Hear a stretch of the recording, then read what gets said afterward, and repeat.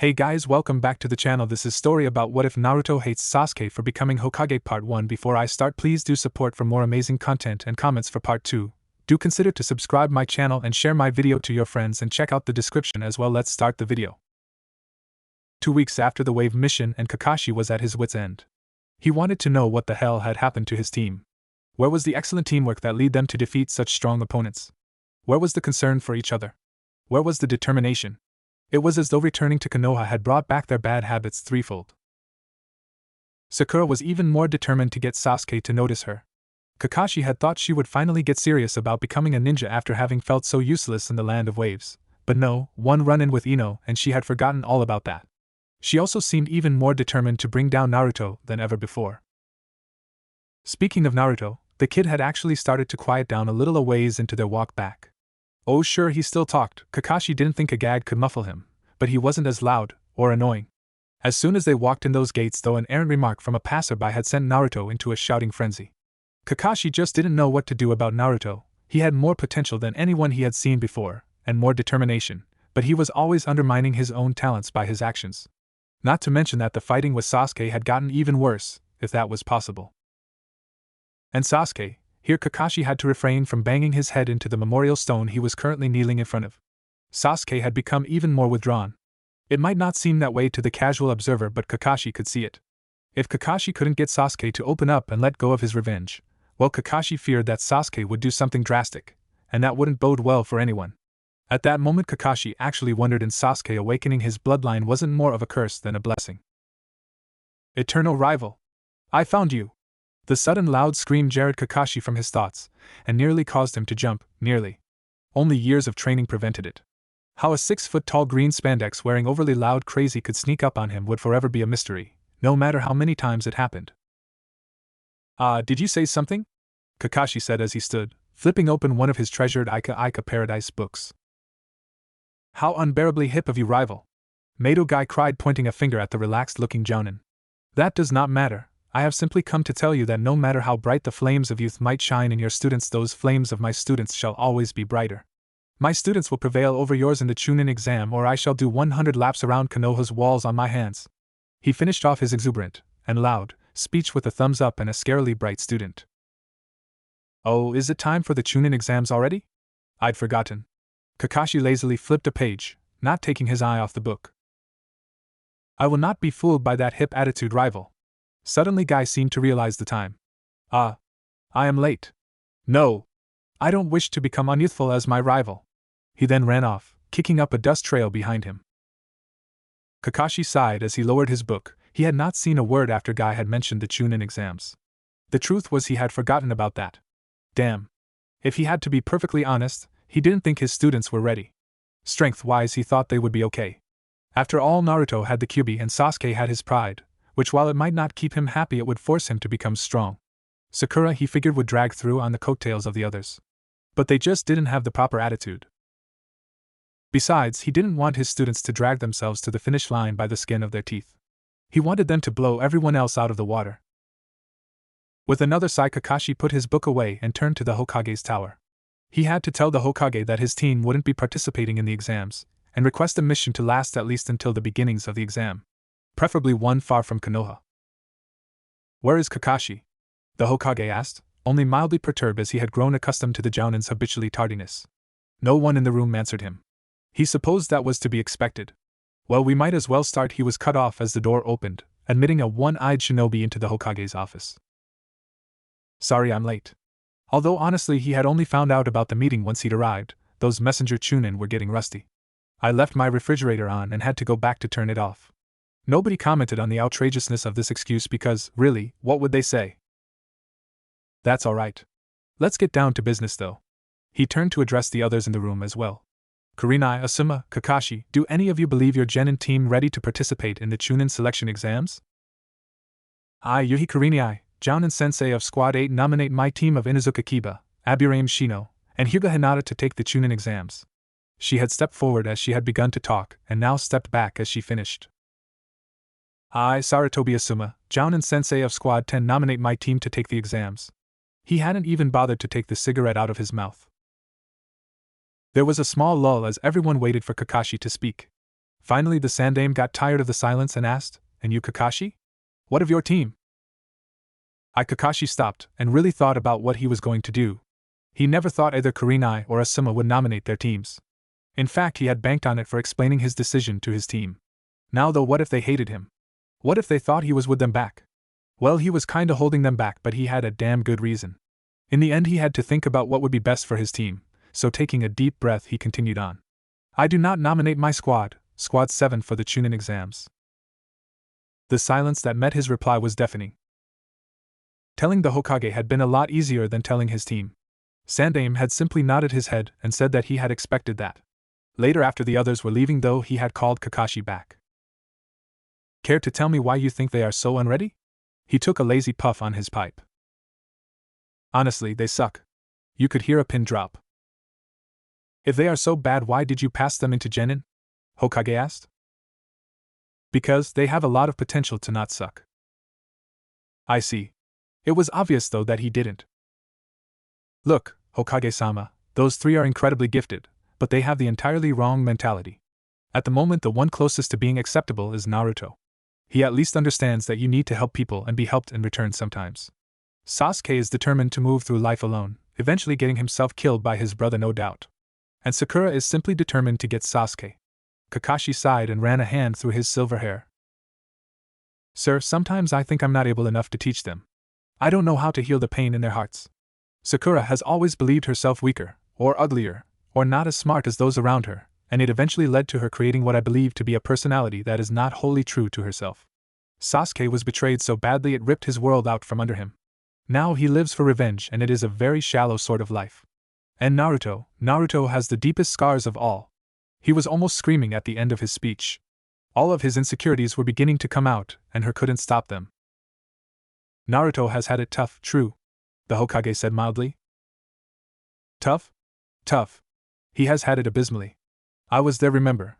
I saw many of the things that happened to him. Hell, I stopped many of the assassination attempts. I was there, damn it. But there is nothing I can do to make it better for him, for any of them." "Kakashi, have you ever thought that maybe it isn't your job to make it better? It is simply your job to make them better?" That was the end of the conversation, and it was like an awakening for Kakashi. He'd been so concerned with making it better, boosting Sakura's confidence, showing Naruto he had worth, guiding Sasuke to a better path than revenge. He'd been so concerned with this that he neglected improving their skills. He always thought he had to heal their individual wounds and get them to work as a team first. But maybe if he trained them first, the rest would happen on its own. It was worth a try. "Thank you, Hokage-sama, for your advice." Kakashi nodded his head in a semblance of a bow. "Kakashi, it's wonderful that you care about them, but you have to remember, they are shinobi now. They aren't children anymore, and you can't keep treating them as such, even if you really want to." He leaned back and closed his eyes, suddenly looking much more tired than he had before. "I know it's hard, believe me, I know. But they won't be able to grow and change if you keep coddling them." Right. And he was right, things were going to have to change, starting with him. Surprisingly, it had been easy to get them out of Konoha. In fact, they each seemed eager to leave. Well, it wasn't that surprising with Naruto. They had been given a simple courier mission. They were to take a message to a town. In all, the mission should take about a week. Perfect. They had been walking along silently, even Naruto, who seemed to be regrouping from his earlier defeat at starting a conversation, when suddenly Sakura decided to speak up. Kakashi-sensei? Why are we taking this mission so close to the Chunin exam start?" While Sakura really didn't want to participate, she felt sure that her team would still be nominated. After all, they had Sasuke, right? "Hell yeah, we do," screamed her inner self. Plus, Naruto was there too, and no matter how much he annoyed her, she had to admit that he was pretty strong. Sasuke-kun is still stronger though. Yeah. Kakashi had been really hoping that no one would ask that. "You don't have to worry about that," was all he said as he continued walking, smut book in hand. "Why not?" asked Sasuke. Naruto was being strangely silent. "Because you are not entered to take the exam." He was met with silence. And then suddenly, "Why the hell won't you at least let us try, Kakashi-sensei?" Naruto screamed, his thoughts echoed on the faces of his teammates. "Because if you took the exam right now, you'd all fail miserably." He turned a page in his book and let out a small giggle, although in truth he wasn't reading his book at all. "Actually, you might even die." Sakura paled slightly, but neither of the boys seemed affected. Che, yeah right. I'm gonna be Hokage someday. I would never die in some dumb Chunin exam. Naruto crossed his arms and stuck his nose in the air. Eyes closed in a huffy pout, he didn't see the large root in the road and tripped flat on his face. Dobe, was the only remark made. I'm going to train you. I'm going to train you hard. This will be the most intense training of your lives, and when you're through with it, and you enter the Chunin exams, you'll blow the rest away. Kakashi said. But why don't you think we're ready now? Naruto whined from his position on the ground. You don't have the attitudes to become Chunin. I won't tell you what exactly is off about each of your personalities, that's something you have to figure out for yourself, but I will do this much, I will always be ready to help you should you ask for it. Why won't you tell us? Sakura asked. If I told you, it would have no meaning. There are some things we have to learn on our own, through experience. Now to how I'll be training you. They all perked up at this. Kakashi had done very little training with them so far, they all knew it, and they all resented it a bit too. Sakura, your chakra control is amazing. In fact, it's better than mine. Sakura beamed until she heard Sasuke scoff behind her. I think the best choices for you would be Genjutsu and Medicjutsu. We will also work on your Taijutsu as it is sorely lacking. Ninjutsu we'll leave alone for the time being.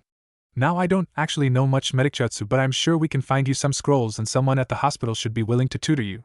We will have to work hard on your chakra capacity though. Now Sasuke. The Sharingan is best suited for Taijutsu and Genjutsu specialists. Since we have Sakura to be our Genjutsu specialist, you'll be focusing on Taijutsu. I also want to teach you some close combat ninjutsu. We will also be working on your chakra control and capacity.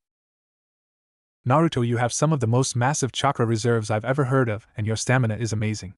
You obviously do well with very chakra-demanding jutsu, like the Kage Bunshin. I'm going to teach you blitz tactics. You'll be hitting the enemy from near and far with heavy blows. We are going to be working massively on your chakra control, as currently yours sucks. I'm also going to teach you a taijutsu style that focuses on heavily damaging the enemy. Unfortunately, this style leaves you open a lot for counterattacks, but that shouldn't be a problem for you. We will also be working on ninjutsu that can hit from far away.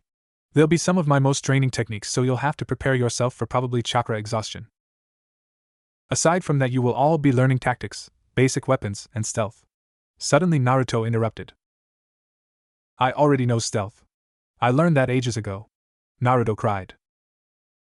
Yeah right, you baka. You call loud, obnoxious, and orange stealthy? Sakura commented. Yeah, seriously? Who's he think he's kidding? Inner Sakura was giving him a thumbs down. Suddenly Naruto disappeared into the forest. It was as though he was there 1 minute and gone the next. Sakura couldn't even detect his chakra. What just happened? Ah, I forgot. Kakashi smiled under his mask. Naruto used to be able to give the ANBU quite a workout trying to find him sometimes. Naruto is actually quite adept at not being found if he doesn't want to be.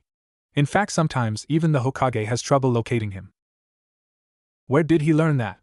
Sakura gasped. Sasuke grunted his agreement with a look of annoyance. I don't know. We'd always assumed he taught it to himself. You have to remember that Naruto was always doing pranks. His pranks wouldn't have worked if he hadn't been stealthy. Kakashi was scanning the forest with his eyes and his chakra, unsurprised when he couldn't really detect Naruto with either. He knew if he looked hard enough he could find Naruto, but he really didn't feel like it. Naruto would come out soon enough. Who's we?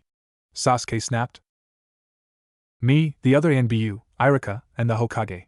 Suddenly Kakashi detected a rise in chakra levels above him, and he looked up. Ah, there you are, Naruto. Naruto dropped down from the leafy canopy. Geez, you didn't even come looking for me, how boring. Naruto pouted. I figured I wouldn't be able to find you without putting a lot of effort into it, so why bother? Kakashi smiled at him. You came out anyways. Naruto just pouted more, and crossed his arms over his chest. Dobe, who taught you stealth?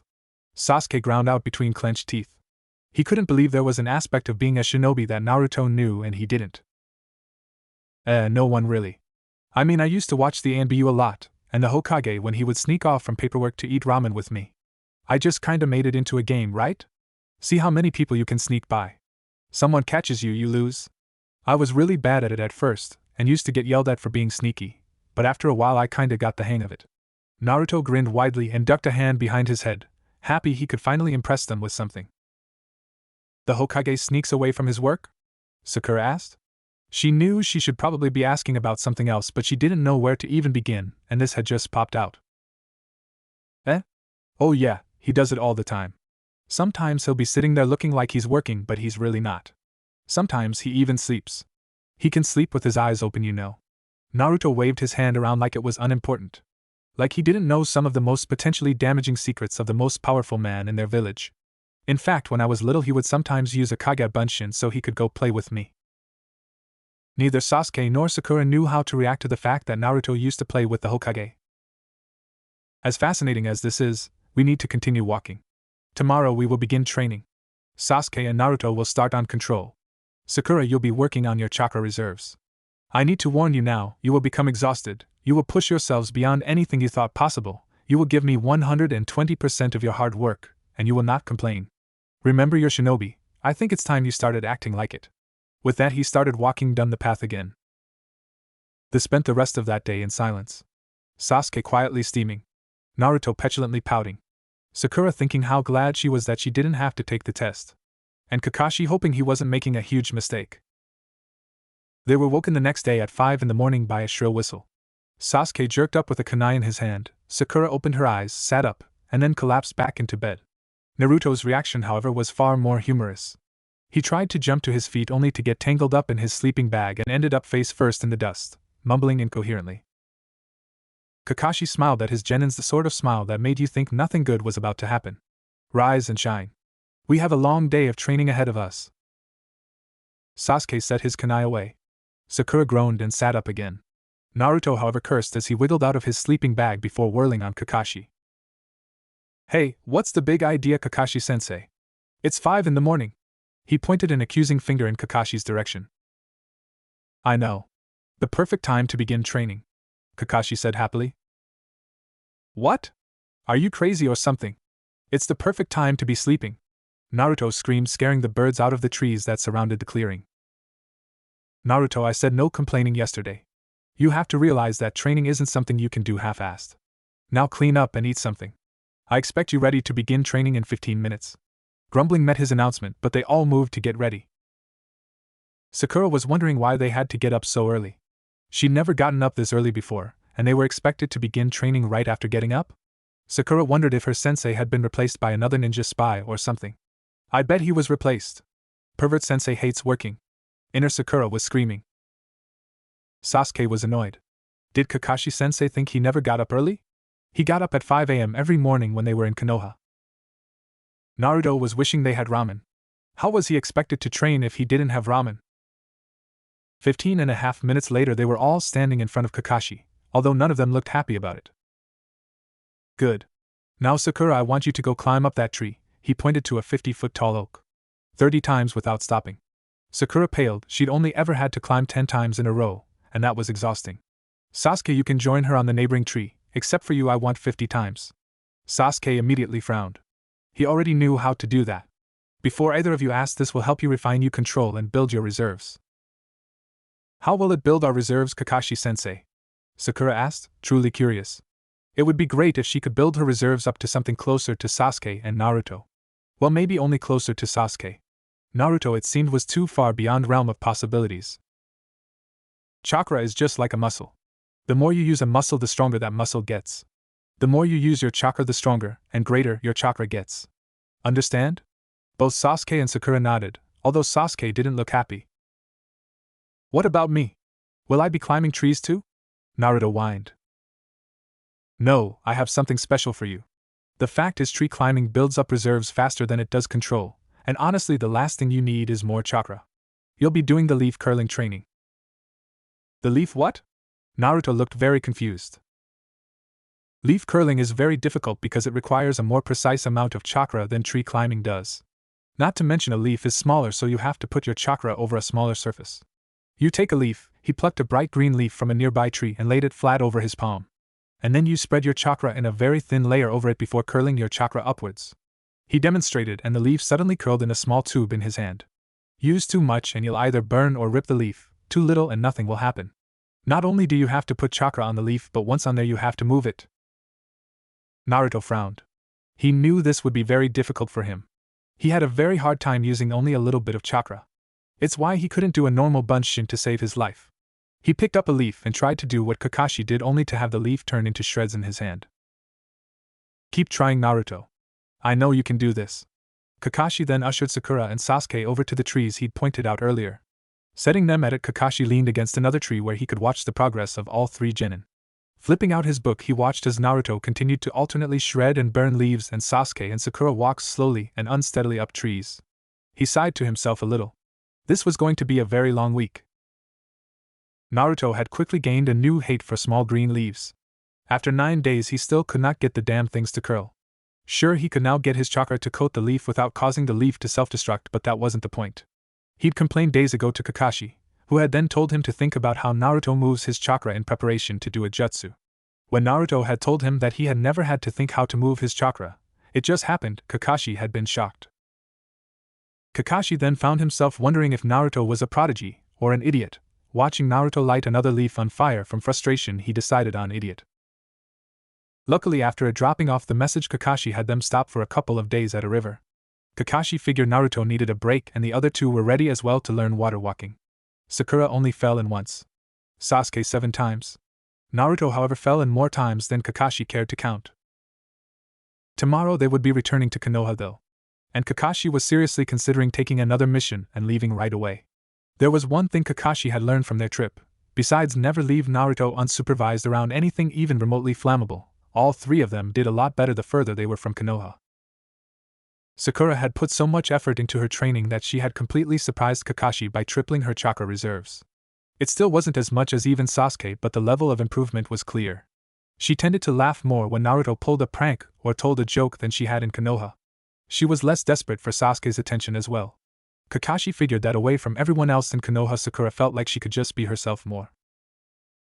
Sasuke had made some real progress too. Although his chakra reserves didn't triple like Sakura's, there was a fair level of improvement. His control was better too. What was most impressive was his stealth now. He seemed to take Naruto's mastery of the subject as a direct challenge. While not as good as his teammates, still he was good enough to fool probably any chunin. The greatest improvement was to his personality. He brooded less, smiled more, and would actually hold a decent conversation with Naruto and Sakura. Well, sorta decent when it came to Naruto, insults were still thrown. Outwardly, Naruto improved the least, which was really troubling Kakashi. Kakashi knew Naruto had the determination and the strength to become great. It would be a shame if his lack of control held him back. Naruto was growing more and more frustrated as well. Why couldn't he get that damn leaf to curl? Kakashi had set him on another control task, which involved surrounding small pieces of paper and sharpening the chakra until it could slice through anything the paper was thrown at. But still Naruto would return to the leaves, trying desperately to get it to work. At least Naruto was a little quieter out of the village and more focused though. Yes, Kakashi thought, Konoha was no good for them. Somehow, once away from their various demons, so to speak, they each became a little better, and that translated to the team being a lot better. Walking through the gates of Konoha, Kakashi was sorely tempted to bang his head into the ground. Already things were beginning to unravel. Sighing, he dismissed his team and then wandered off in the direction of the Hokage Tower. He would convince the Hokage to allow him to take his genin on a training expedition. Once at the tower though, he was forced to wait. And wait. And then wait some more. Kakashi really hated waiting. It was him who was supposed to be making people wait, not the other way around. It didn't let any of his irritation show, however, as he opened up his copy of Ika Ika Paradise. Finally, he was admitted into the Hokage's office. He offered a one-eyed glare to the man in overly bright robes before coming to stand in front of a large desk overrun with paperwork. "I'm here to give my report, sir." Kakashi noticed that the Hokage looked even more tired than he had 10 days ago. In fact, he looked exhausted. "Right. You were gone a little longer than expected. I'd expected you back 3 days ago." He sighed as he shuffled papers around, looking for the file on the delivery mission so he could mark it as successfully completed. "Sorry, sir. We were attacked by a swarm of rabbits." "Rabbits, Kakashi?" "Honestly." He sighed again, louder this time, as he pulled the correct file expertly from the bottom of a tall stack, not disturbing the other files in the least. "I can't put that in the file. Why were you really late?" "I decided to delay our return so that I could train them some, away from the village." Kakashi put a small amount of emphasis on the last part. I see. And what kind of training do they have to do out there that they can't do here in Konoha?" The Hokage took a deep puff on his pipe before he realized that it was unlit. Frowning, he fiddled with lighting it while Kakashi gave his answer. "Fewer distractions out there." Well, tell me, what did they learn while they were not being distracted?" "Sakura has improved greatly.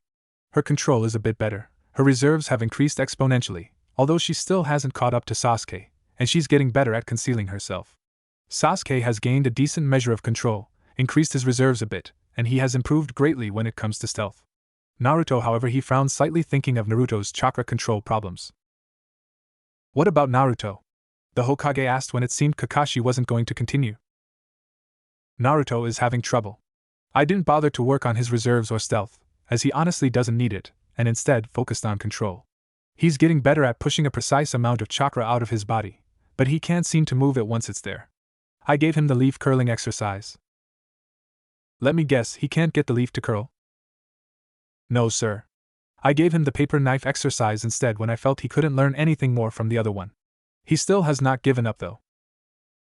And he won't. Naruto will try until he can do it, he will never give up. That's what makes him a great ninja. Of course, Hokage-sama. Kakashi nodded his head. I would like to request leave so that I can take my team outside the village for training for a month. I'm afraid I can't do that. Kakashi was a little surprised, he had expected the Hokage to agree right away. Bad things are happening, Kakashi, and I need every shinobi I can spare here in Konoha. We had spies get into the village using the Chunin exams as a cover. What village? Kakashi stood straight backed, this was a serious problem. Originally ours. The Hokage seemed to age 10 years in front of Kakashi's eyes. Orochimaru is back. We don't know what he wants, but it can't be anything good. He came in with 2 others disguised as grass nin. I figure he's going to use the confusion of the Chunin exams to launch an attack on Konoha. You see why I need you to stay here? Of course. I'll just have to give them more training, that way they won't have time to get distracted. He smiled, this was going to be the training from hell. The first thing Kakashi had to do was find Sakura some tutors. If they were going to be here in Konoha after all, he might as well make sure one of them would benefit from it. The medic training had been easy. He'd simply gone to the hospital and intimidated some Chunin mednin into letting Sakura come every morning and learn from her. Piece of cake. Genjutsu was harder. At first Kakashi had planned to train her in it himself, and then he realized, all he knew were high-level genjutsu that he'd copied from others. That wouldn't work. Unfortunately, as genjutsu required a great deal of chakra control and study to be effective, not many knew enough about it to be a good teacher, except one. Yuhi Kurenai.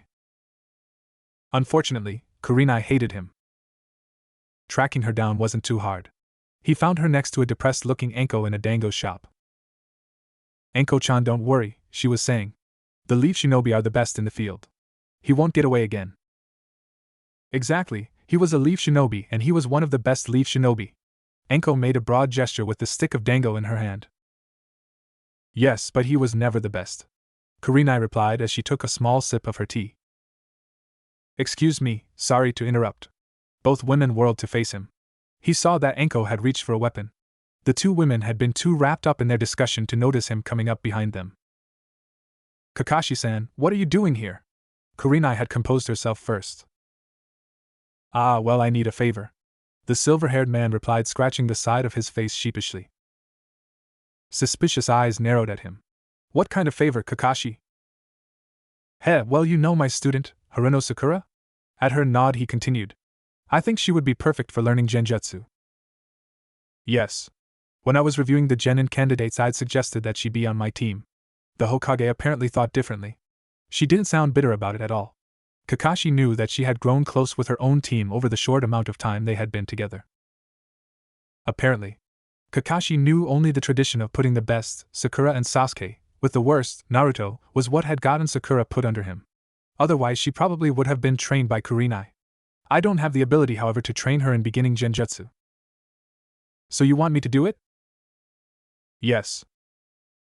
I have my own students I need to train. What makes you think I have the time to do this? Kurenai asked him. Hinata and Kiba are in the hospital, recovering from the Chunin exams. Kiba's broken leg will take at least 6 weeks to heal, and the poison that damaged Hinata's lungs prevent her from doing any training for the next 3 to 4 weeks. Shino may have made it to the finals, but I'm sure he's training with his family.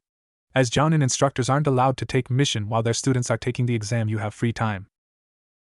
Why do you know all that? She thought she detected a tone of superiority in his voice when he was talking about what happened to her students, and it didn't make her happy.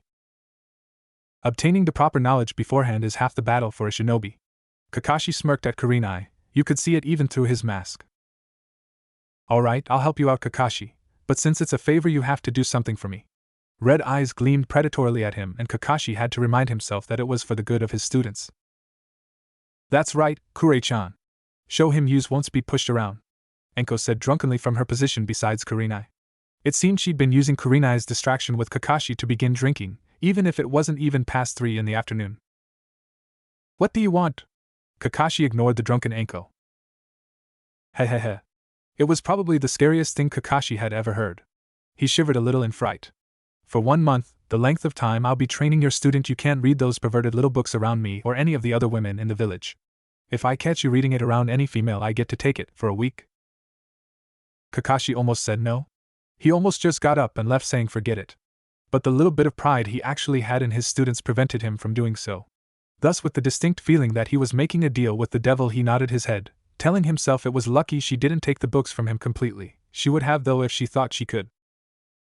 While Kakashi was busy arranging for Sakura's training, Naruto was walking to the hot springs. His apartment water heater never seemed to work, no matter how many times he complained to the super, so he usually just took a bath at the local hot spring.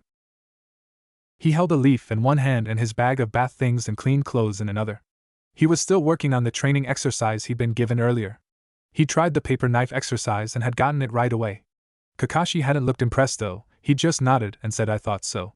He'd been told to keep working at it and tried to make it sharper and stronger, but Naruto ignored that, instead returning to the leaves. Suddenly he was brought from his thoughts by a strange sound. He couldn't figure out what it was. Finally he realized it was coming from around the side of the bathhouse. Walking around the wall of the building, he was met with a strange sight. An old man with incredibly bad white hair, who apparently got dressed in the dark, was kneeling in front of the fence. The strange sounds had been coming from him, Naruto realized as the man made another one. What are you doing? Naruto was truly curious. What does it look like I'm doing? I'm researching. The old man didn't turn his face from its position in front of the fence. Research? Naruto looked from the fence to the old man and back. But that's the girls, you're nothing but a pervert, he shouted, pointing a finger at the man. Suddenly a large hand was over his mouth, and a harsh shhhh was being hissed in his ear. The old man had moved to being behind Naruto faster than he could follow. Shut it, brat, you want to get me caught. The white-haired man moved his hand away slowly, in case Naruto began to yell again. He was caught off guard, however, when Naruto turned around and began bouncing on the balls of his feet. Hey, you're really fast. How'd you get that fast? Can you teach me to be that fast? Hey, are you a ninja? The questions were fired in rapid succession. Hehehe, I'm not just a ninja, kid. Here the old formed an odd little pose with one arm pointing up and outwards and the other placed on his hip. He rose one leg up onto a stump. I am the greatest ninja to have ever ninja'd. I am the legendary Jiraiya-sama. The great Toad Sannin. He was yelling even louder than Naruto had been before, and suddenly a small bucket was thrown over the fence and hit him right in the head. We don't care who you are. Just shut up already. A female voice carried over the fence. Jiraiya sighed, resigned to having to leave now that his cover had been blown. Jiraiya was starting to get annoyed. He'd left the hot springs and had started off towards an area in the forest he knew girls liked to swim at. Unfortunately, the blonde kid from before was following him. And he wasn't even being stealthy about it. Halfway to the new location, Jiraiya whirled around to glare at the blonde. Why the hell are you following me? Jiraiya asked. You're a great ninja, right? Naruto replied, standing with one hand in his pocket and the other still holding his bath stuff. I told you already, brat, I am the great. Yeah, you already screamed that. He took the hand out of his pocket and waved it lazily in front of his face. Well, since you're so great and all, you can help me. Why would I want to help you with anything? Jiraiya sneered. Hey, you should be glad I'm asking you for help. I'm going to be the next Hokage after all. I've already trained a Hokage, you idiot. I was the sensei of the Yondaime.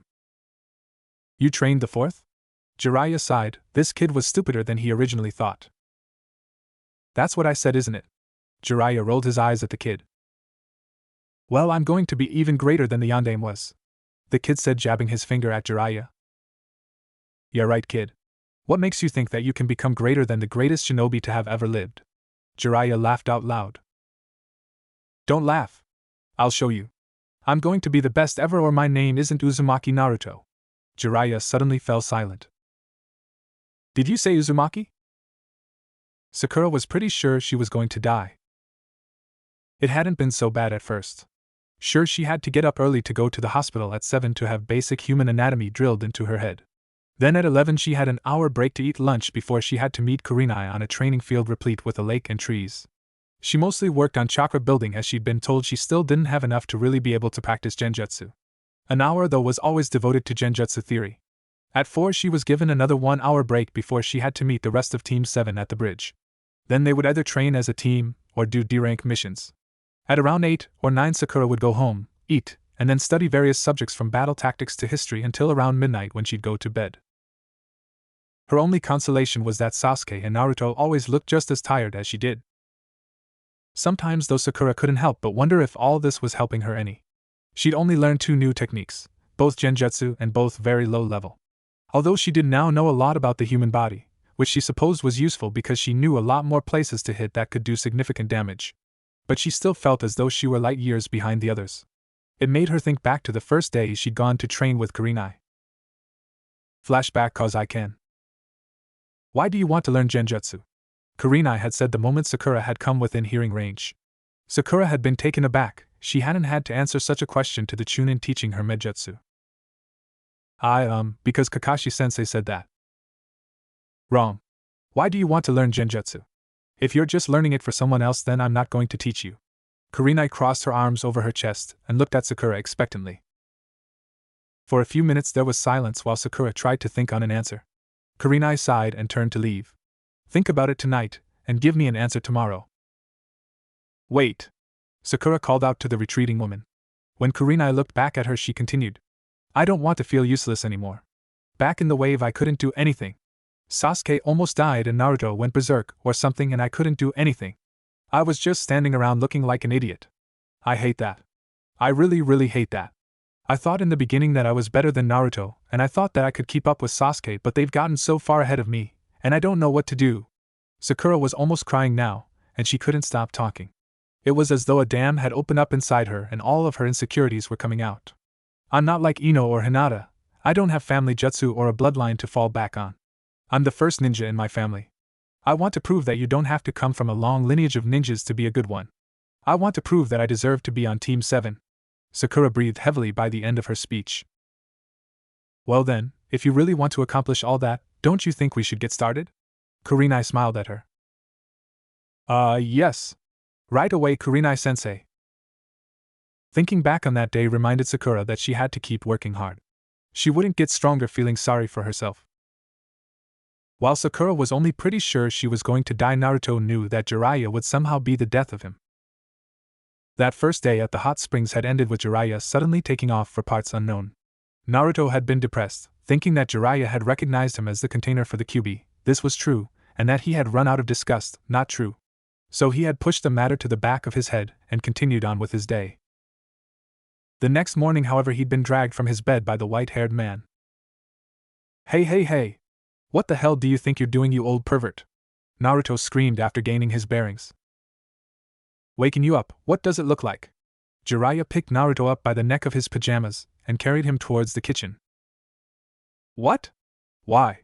What are you doing in my house? Naruto flailed around trying to get free of Jiraiya's hold. Jiraiya proceeded to drop him onto the linoleum floor of the kitchen.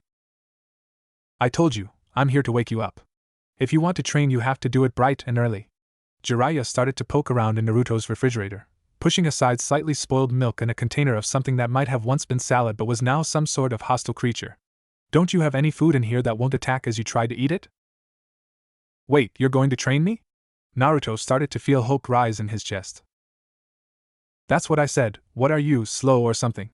Jiraiya closed the refrigerator and started looking through Naruto's cabinets, finding an abundance of instant ramen but not much else. Geez, is this crap all you eat? He said, taking out one of the packets and looking at it with an exasperated expression. Hey!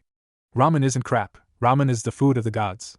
He dashed forward and snatched the package out of Jiraiya's hand with an almost comical speed. Don't worry, I won't let the bad man hurt you. He spoke to it soothingly.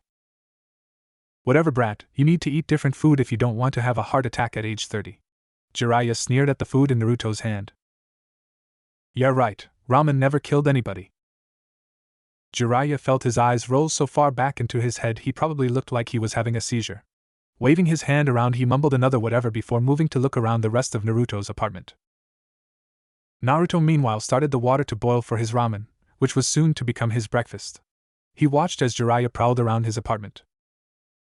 "What are you doing?" Naruto asked as he started to add the dry noodles to the water. "I'm doing a jig. What does it look like I'm doing? I'm looking around," Jiraiya said as he opened up a scroll Naruto had lying around.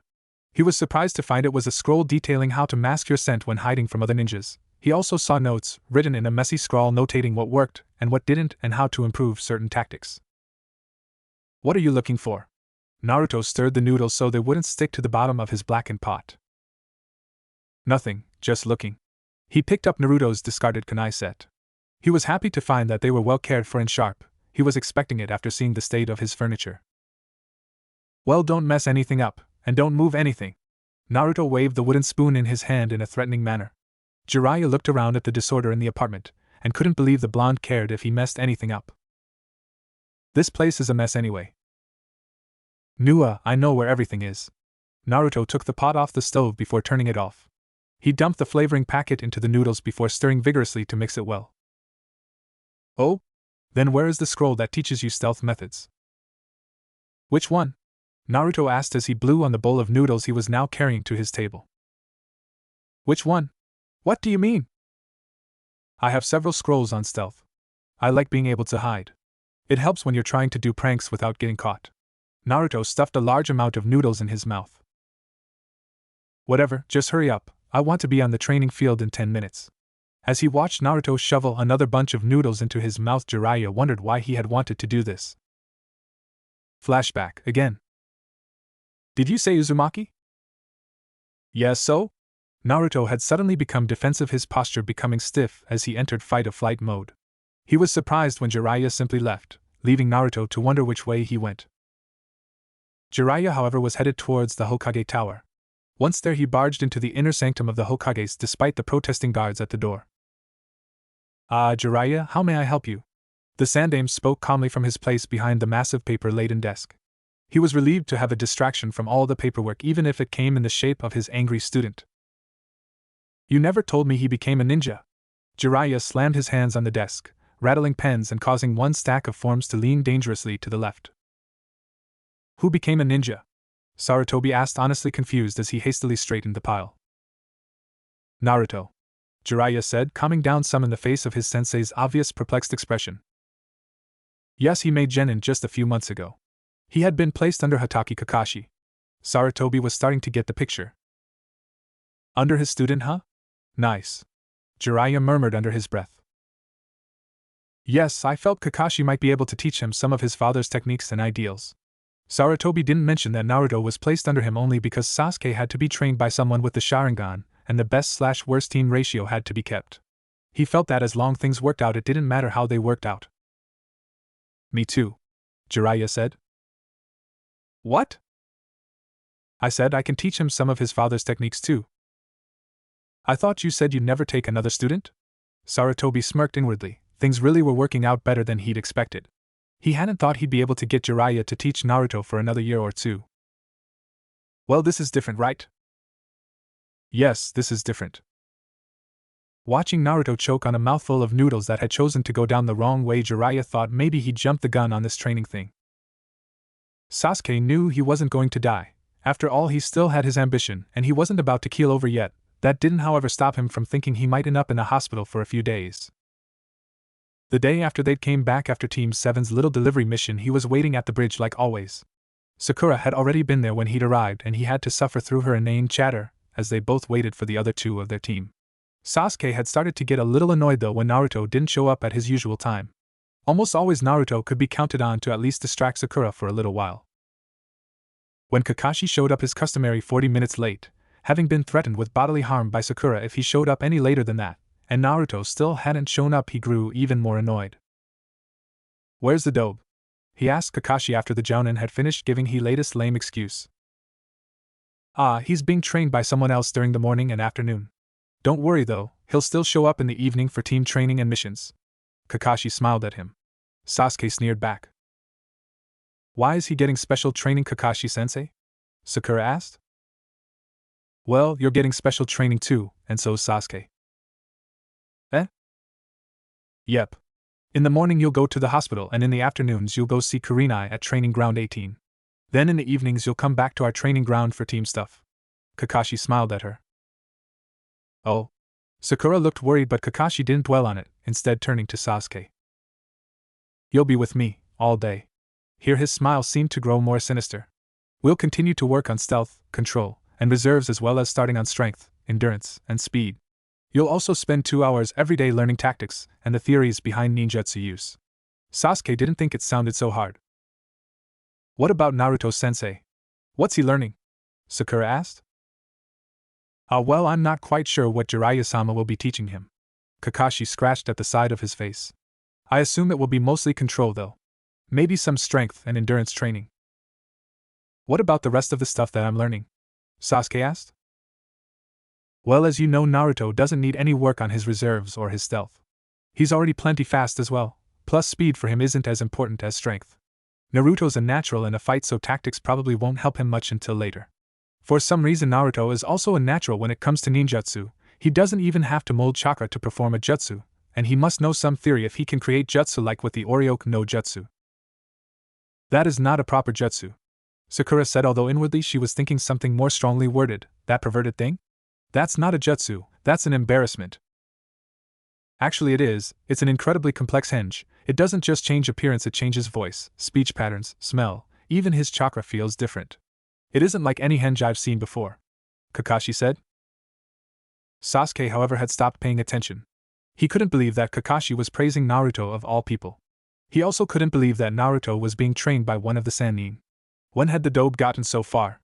Sasuke wasn't sure, but he did know one thing: he was going to train like crazy and show everyone that he was the strongest.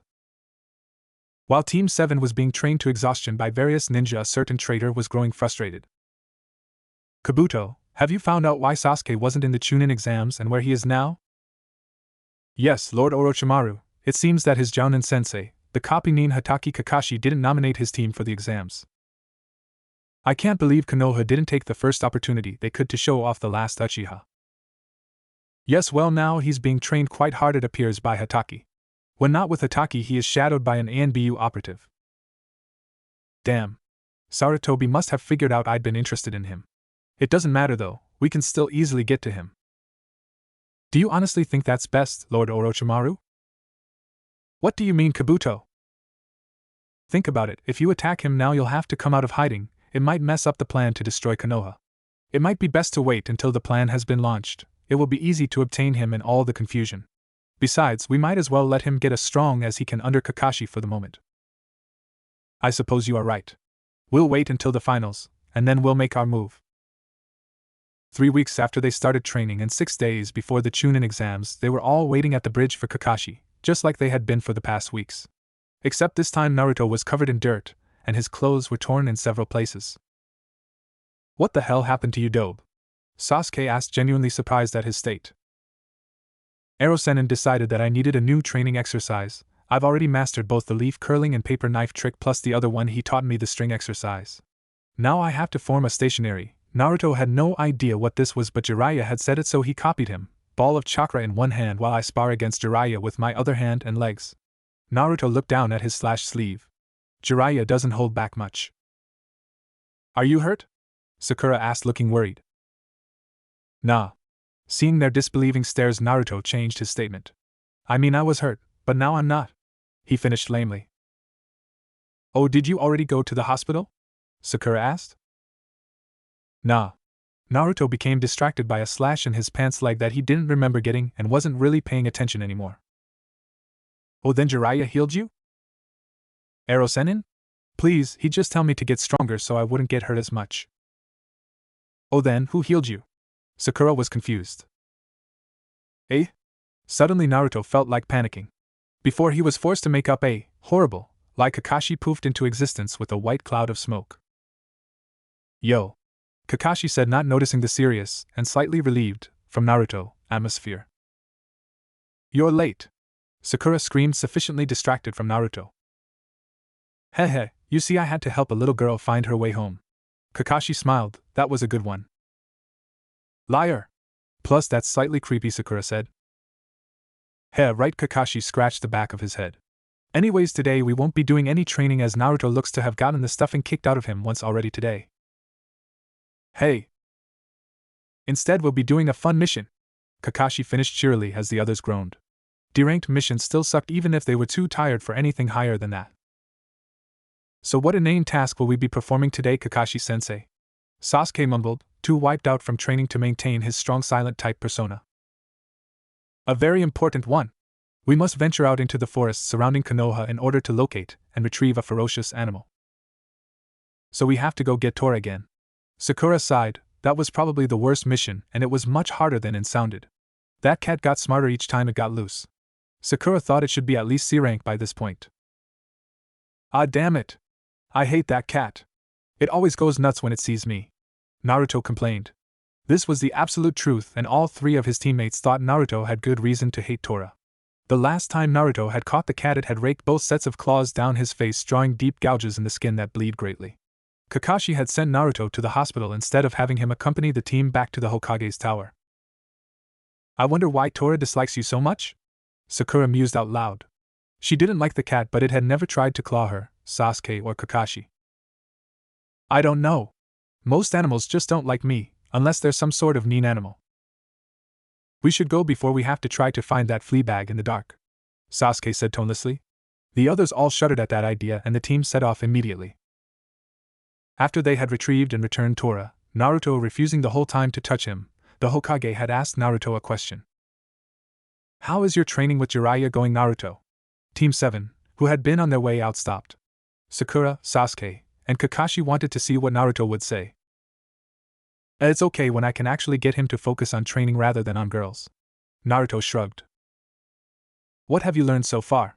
The Hokage asked while mentally reminding himself to post more notice signs around the hot springs. Well, I finally got that stupid leaf thing to work, and I've mastered the paper knife one too. That one was a lot easier.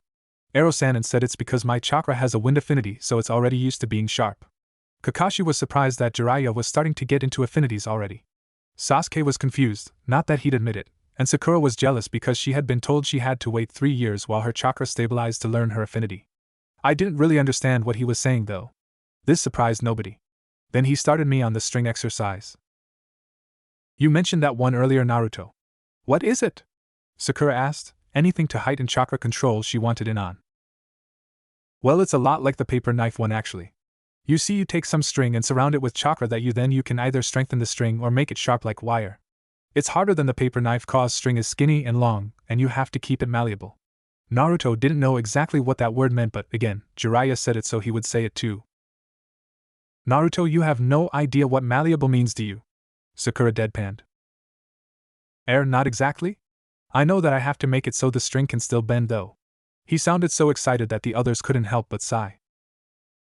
What is he going to work on next? The Sandaime asked. I don't know, but he said that tomorrow I get to learn something really cool. Ero-san said that it's really big and destructive. Naruto giggled. I can't wait. Everyone in the room immediately began thinking that big plus destructive plus Naruto not good. Well, that's very nice, Naruto. You all can leave now. After they had all left, Sarutobi immediately turned to one of his guards. Bring me Jiraiya right now. He sighed as he massaged his temples. Maybe having Jiraiya train Naruto was a bad idea after all. The two were just too much alike. Naruto was not surprised to find Jiraiya had not yet arrived at the training field they used. Jiraiya only very rarely arrived of his own free will. Usually it was up to Naruto to track down and drag Jiraiya to the field. Jiraiya claimed it was all part of his training, but Naruto didn't believe that for a minute. Naruto soon found Jiraiya hiding in some bushes beside a river. In the river, several young girls were swimming around and splashing each other. Naruto felt his eyebrow twitch at the overwhelming pervertedness of his teacher. The man currently had a glazed look in his eyes and a small amount of drool was making its way down his chin. Hey! Iaro-senin! Pay attention! Naruto screamed right in the old man's ear. Gah! Jiraiya jumped surprised, he hadn't sensed the blonde come up behind him. What are you doing, brat? Jiraiya screamed back. Hey, nothing, but those ladies might want to know what you're doing.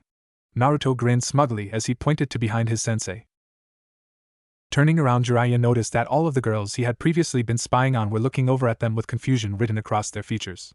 As he watched, however, he noticed the confusion slowly being replaced with anger, as they realized just what he had been doing. Deciding that this was his cue to leave, Jiraiya grabbed Naruto around the middle and proceeded to run away with the laughing Naruto under his arm. Thanks a lot, you brat. You ruined my research. Jiraiya dropped Naruto into the dirt as they arrived at a vast plain with a deep canyon next to it. You can't call that research. That's just you being a pervert, Naruto said as he lifted himself from the dirt. You're too young. You just don't understand the finer things in life. Jiraiya shook his head as though it were all his fault that Naruto didn't understand. I don't think I want to understand. Naruto made a face as he spit out some dirt. Now what about that new jutsu you were going to teach me, huh? Humph, you don't deserve it, Jiraiya huffed, crossing his arms and turning his face from Naruto. Ah, come on. I've worked really hard on my chakra control. Naruto stamped his foot onto the ground. Fine, but if I teach you this, you have to stop interrupting my research, Jiraiya said. Okay. Naruto cheered, pumping a fist into the air. He didn't for a moment intend to actually keep his promise, but what Jiraiya didn't know wouldn't hurt Naruto. Of course, Jiraiya knew full well that his student wouldn't keep his word and thus was planning on some extreme training in the future. Sighing, Jiraiya quickly flipped through a series of hand seals before biting his thumb and slamming his hand onto the ground. Kuchios no Jutsu! He cried. A wide puff of smoke enveloped the ground around them, and suddenly a very large toad appeared carrying a scroll in its mouth. Wah! Naruto felt his mouth drop open and his eyes bug out. That is one big frog. It's not a frog, it's a toad, you idiot! Jiraiya sighed heavily and took the scroll from the toad before allowing it to disappear. Now I want you to sign this. It will make you able to summon toads like me. Why would I want to summon toads? They can't do much, right? Suddenly a fist came down on his head. Wrong! Jiraiya screamed at him while grinding his fist painfully into Naruto's head. Toads can do a lot in battle. In fact, the toad summon boss, Gamabunta, once went head-to-head with Kyuubi no Kitsune. Really? Naruto cried from about 3 yards away, having somehow managed to get away from Jiraiya's torture. Yep. Do you want to sign it yet? Jiraiya smirked. Yeah. Hand it over, Ero-sanin. Naruto's head was forced back as a large scroll hit him in the face. I told you not to call me that. After having signed the scroll, and learning that the Yondaime had signed it as well, Naruto began to practice summoning toads. Unfortunately, it looked like he pretty much sucked at summoning toads. Arg! Why can't I get anything bigger than 2 inches? He screamed after summoning yet another useless frog. Hey, at least they have legs. I thought for sure you wouldn't be able to summon anything without a tail at first, Jiraiya said from his spot in the bushes where he was spying on some women swimming in the river. You know, you could try helping me for once, Ero-sanin, Naruto mumbled. Jiraiya developed a twitch under his right eye. You want help? Fine, then I guess we'll do this the easy way. He stood up and walked over towards Naruto. What? There was an oof, he got cut off as he was suddenly hefted over Jiraiya's shoulder. Jiraiya then proceeded to take off towards the plain they had been at earlier. Once there, he quickly dropped Naruto next to the ravine. Now you want to do this the easy way, right? Jiraiya raised an eyebrow. Yeah. Naruto jumped up and pumped an arm in the air. Well, then I hope you're prepared for the consequences. Jiraiya then quickly shoved Naruto into the ravine. Good luck. Sakura was starting to get worried. She'd arrived at their customary meeting place early. She watched as the water carried leaves and various other debris under the bridge. She didn't start to get worried until their usual meeting time had passed and not even Naruto was there. Naruto was always there, even if he had to practically drag himself to the bridge in the evening. Suddenly Sasuke came walking up from the right and Sakura felt immense relief. Hey Sasuke-kun. How was your day? She got a grunt as a reply but didn't let it faze her as she continued. Yeah, my training sucked too. More theory today than actual practice. Where's Kakashi-sensei? That old man training Naruto showed up and said he had to talk to him. Kakashi's going to be late. Sasuke plucked a leaf from a nearby tree and began the leaf curling exercise. Oh. I wonder where Naruto is then? Sakura picked up a leaf too and began furling it and unfurling it swiftly. Naruto's in the hospital and he'll probably be there for a day or so more. He's suffering from extreme chakra depletion from training today. Kakashi had shown up in his usual manner. But doesn't chakra depletion take more than a day to heal fully? Sakura asked. It had been drilled into her head that chakra took at least 4 days to recover and many times as much as a week. Usually, But you have to remember, Naruto is special. Kakashi spoke in a sing-song manner, trying to distract Sakura. Now for our next mission. Wait. It really isn't normal. No one should regenerate chakra so fast. Now that I think about it, he did it before in Wave 2. Why does Naruto have so much chakra and why does it replete so fast? He heals fast too. Why is Naruto so weird? Well, I really can't tell you why he is so weird. Kakashi tapped his chin. But I can tell you is that the reason Naruto can do these things isn't because of any training or anything like that. It's something, well how can I explain this? Is it like a bloodline? Sasuke spoke up. Not exactly, but close enough. It's something only Naruto can do. Kakashi shook his head a little. If Naruto wants you to know, he'll tell you. I can't tell you anymore. Why not? Sakura asked, tilting her head to the left. Because it might just get me killed. A few days later, on the day of the Chunin exam finals, Team 7 was on its way back from a C-rank mission. They'd met a team of Chunin at a halfway point in order to retrieve a scroll with some information. It had been a day there, a night of rest, and now today they were returning. Suddenly Sasuke and Sakura realized that they were running through the trees alone. Turning back, they saw that both Naruto and Kakashi had stopped. Kakashi was looking to the west, towards where the Hokage Tower was, a deep frown evident through his mask. Naruto had faced the east, his eyes wide and his body shaking slightly. Something's wrong, they both said at the same time.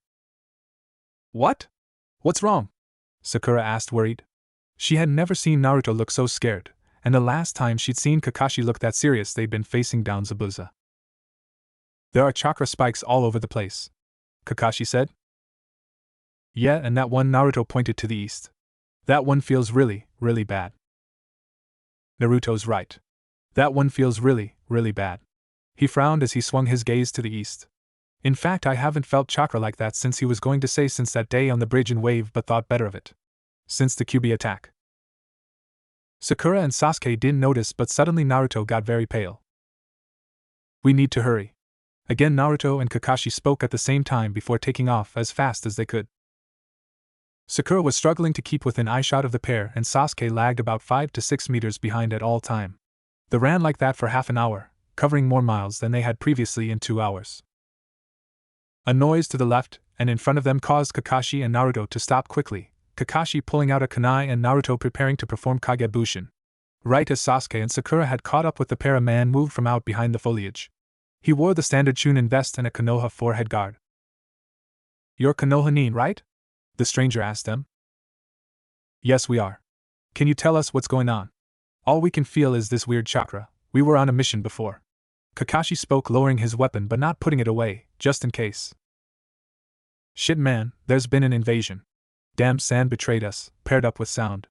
Now Orochimaru is fighting the Hokage and some demon brat from Sand is battling with a group of genin. Everything's going to hell. I'm trying to find some of the patrol units set up around here. The Chunin ran a hand through his hair. Where? Kakashi asked. Where what? The Chunin replied. Where are the Hokage and the genin? Kakashi gritted his teeth to keep from snapping. Hokage's at the tower, genin are at the plain outside of town, the one near the ravine. The Chunin then left to complete his task. Okay, do you guys know where the plain is? Kakashi asked. I do. I trained there a lot with Ero Sennin. I've seen that ravine up close and personal too, the bastard threw me off it. Naruto said, sounding edgy and twitchy. Right, Naruto, you're in charge. Kakashi was cut off by a screech from Sakura. Why is he in charge? If you'd let me finish. Naruto, you're in charge of getting to the place. Also, as I'm sure you've already realized, if he is what we think he is, Kakashi trailed off. I know. Naruto looked down at the ground. Jiraiya had already given him a speech about what he could expect by being a Jinchuriki, and fighting other ones was at the top of a long list of things he'd be forced to do. Right. I'm sorry, Naruto, but it really is only something you can do. So I'm putting you in charge on the battlefield as well. He turned to Sakura and Sasuke. You two, back Naruto up. Do whatever he tells you to. If you don't, it'll be insubordination and you'll be punished. If Naruto falls, Sakura gasped a little, not thinking that things would be that dangerous. If Naruto falls, then Sasuke's in charge. I want you to pull everyone back the moment he goes down, if he goes down. I'm sure everything will be fine. Tell whoever else is there what I said. Got it? Yes, Kakashi-sensei. They all replied in unison. They recognized this as not being a situation they could argue with. Good. Now go! Kakashi himself turned and leapt through the trees towards the village. Come on, the plain's this way. Naruto started to run towards the west, Sasuke and Sakura following him. 10 minutes later they suddenly skid to a halt at the edge of a forest. Before them loomed a massive sand-colored beast. Closer inspection however showed that the beast was still only half-formed and it wasn't doing much. The Konoha Genin however seemed to be regrouping. They stood about 200 feet away from the forming demon. Team 7 immediately ran towards them. Hey! Guys, how's it going? Naruto called as he stopped by the side of Shikamaru.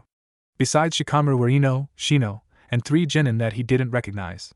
One had the same eyes as Hinata though, so he figured they were family. One was a girl with 2 buns on top of her head and an odd scythe in her hand. The last was a boy with an atrocious haircut. He was holding his right arm with his left, the right seeming to be broken. How do you think it's going, Naruto? We're getting crushed by one guy. And now he's done some weird jutsu. You are such an idiot sometimes. Ino was screaming right in his ear. Well, I guess it's a good thing we got here then, huh? Naruto said before turning to look at the sand beast in front of them. What are you 3 going to do? You guys didn't even get nominated for the Chunin exam, Ino said. Not me. Sasuke, Sakura, I want you to stay here, don't interfere, he isn't something you can handle. Naruto faced the other genin. You all stay back too. What makes you think that someone like you can tell us what to do? The Hyuga said disdainfully. Kakashi-sensei said that Naruto was in charge and that you all needed to follow his orders. Naruto is supposed to fight him.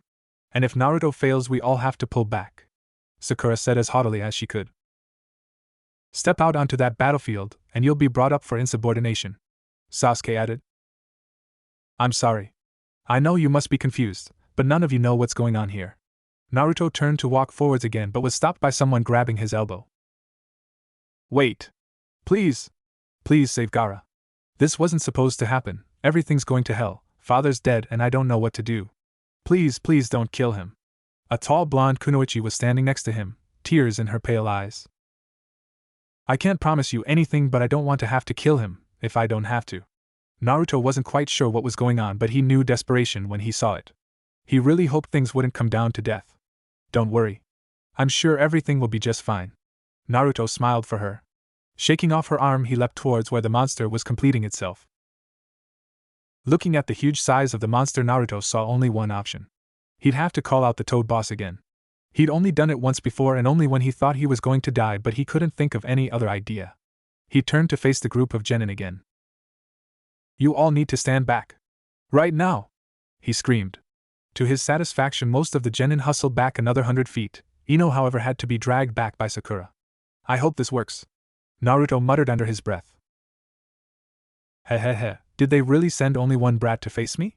The voice sent shivers down the spines of all the genin, except Naruto who was too busy focusing on his jutsu, Neji who refused to shiver, and Sasuke who stood like a statue next to Sakura, all his attention on Naruto. What is Naruto doing? Sakura asked. She couldn't see the hand signs very clearly but the amount of chakra he was pouring into the jutsu was ridiculous. It looks like a summoning. Sasuke had activated the Sharingan. When did he learn that? Just how much chakra does that boy plan to put in it? If he puts that much in he'll surely run out and die. The Hyuga had activated his own Byakugan eyes and was amazed at the way he saw chakra moving in Naruto. Naruto has a lot of chakra. Kakashi-sensei said that Naruto might have more than himself. Sakura replied. What's wrong with him? The stoic boy replied. Neji. That's rude. The girl cried out. Nothing's wrong with him, he just has a lot of chakra.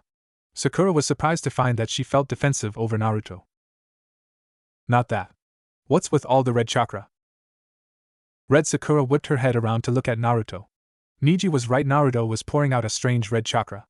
Suddenly Naruto slammed his hand down and cried out something that she couldn't hear. A huge explosion of smoke occurred, leaving everyone except Neji and Sasuke to throw their hands up over their eyes. Once the smoke cleared everyone understood why they'd been told to step back. A huge toad was sitting in front of them, Naruto on its head. Oi brat! What are you calling me out for? Gamabunta called out, moving his mouth carefully around his pipe. Do you not see the gigantic tanuki made of sand in front of you? Naruto cried, waving his arm frantically towards the monster. Oh? My, is that Shikaku? The toad said. It's been a while since I've seen him. Great. Feel like helping me fight him? No. His reply caused Naruto to nearly fall off the toad's head in shock. What do you mean no? Naruto screamed. You said you'd let me call you. We haven't even exchanged sake cups yet, and you want me to fight for you? Forget it. The toad turned its head to the side. No way. Naruto held his arms up in an X. You can't do that. I need help. You just want everyone to die. Doesn't matter to me, Gamabunta replied. Why you? How can you say that? Hey, are we going to fight or what? Shikaka looked slightly miffed. Hold your horses, can't you see I'm having a discussion here? Naruto told the demon. Why you brat, you can't talk to me like that. A huge wave of killing intent rolled over Naruto. The genin standing behind him felt it. Ino and Sakura were nearly sick. I just did. What the fuck are you going to do about it, you great pile of sand? Naruto wasn't really thinking by this point, irritated as he was by both the toad and the situation. I'm going to kill you, that's what. The tanuki roared. You were going to kill me anyway, so what does it even matter? Naruto replied. It well, grrrr. The tanuki growled at him. Well, I got to say you're either really brave or really stupid. Gamabunta was laughing at the look on Shukaku's face. Probably both. Ha. Alright, maybe I will help you out just this once. The thing you have to understand about Shikaku is that he's crazy, and he likes to make his hosts just as crazy as he is. You see the boy sleeping on top of his head? Naruto looked and frowned. He saw Gaara. Yeah, I see. Shikaku keeps the hosts from sleeping. He devours their mind, their personalities if they dare sleep. Eventually the hosts go mad anyways though. Right now he's able to act because his host is asleep. We have to wake him up. Okay, but how? Naruto didn't see a way to do it. I'll hold him, you get to the kid and wake him. We're going to have to use a henge though. I don't have claws or fangs to hold on to Shikaku. I'll provide the chakra, you think of something I can change into. Right. You ready? Across from them the sand demon had gotten fed up with waiting and had begun to ready himself for an attack. Yes. Gamabunta quickly molded his chakra for the transformation. Then let's go. At such short notice Naruto could think of only one thing to hold the tanuki, a fox. So he thought of a fox, but not just any fox. Naruto was thinking of the Kyuubi. It came as no big surprise to him when the toad he was riding on was transformed into a gigantic fox that looked just like the Kyuubi no Kitsune, except with only one tail. To those watching, however, it came as a huge shock. Is that the Kyuubi? Tenten muttered. She'd only seen drawings of it before, but she could swear the thing before her looked just like the demon. No. It must be a henge, Shikamaru said. He frowned a bit, confused. Why would Naruto have the summon turn into a fox? It became clear when the fox suddenly lashed onto the surprised tanuki. Naruto jumped off and ran towards the top of the demon's head where Gaara was buried waist deep in sand. Wake up! He screamed as he threw a tremendous punch straight at the boy's jaw. A loud crack was heard as the punch connected. The monster screamed as he started to dissolve away, and Gamabunta vanished in a cloud of smoke as his job was done. Naruto and Gaara fell towards the sand-covered ground. Naruto managed to flip in midair and land in heavy crouch on the ground, the wind getting knocked out of him from the jarring motion. Gaara, however, was too dazed and landed in a painful crash 20 feet away. For a while nothing happened and no one moved. Naruto was breath heavily where he stood, not daring to turn his back just in case it wasn't over. The other genin were too shocked by the short-lived battle to do anything. And Gaara was just lying on the ground. Suddenly Gaara started to shift before struggling to his knees. Kill me, he said in a perfect monotone. No, Naruto replied. He didn't even sound shocked, although the rest of the genin were greatly surprised. Why not? You won, I lost. Gaara continued to speak in a monotone despite his surprise. Exactly. If I killed you now, it wouldn't serve any purpose. I wasn't ordered to kill you, Gaara. I was just supposed to stop you. I did that. Right now you aren't any sort of threat to me, Naruto explained. And later, what if I come back? What if I attack again?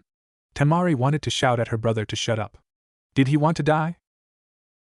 Then I suppose I'll fight you again, and next time I suppose I probably will kill you, Naruto said. Why not now? Are you that afraid to kill someone? Naruto began to laugh at him, but it wasn't a pleasant sound. You aren't the only one who's killed people before, Gaara. Do you really think that people like us could go through life without killing anyone by this age? Naruto sobered. What is he talking about? Sakura asked Sasuke. Why is he saying things like that?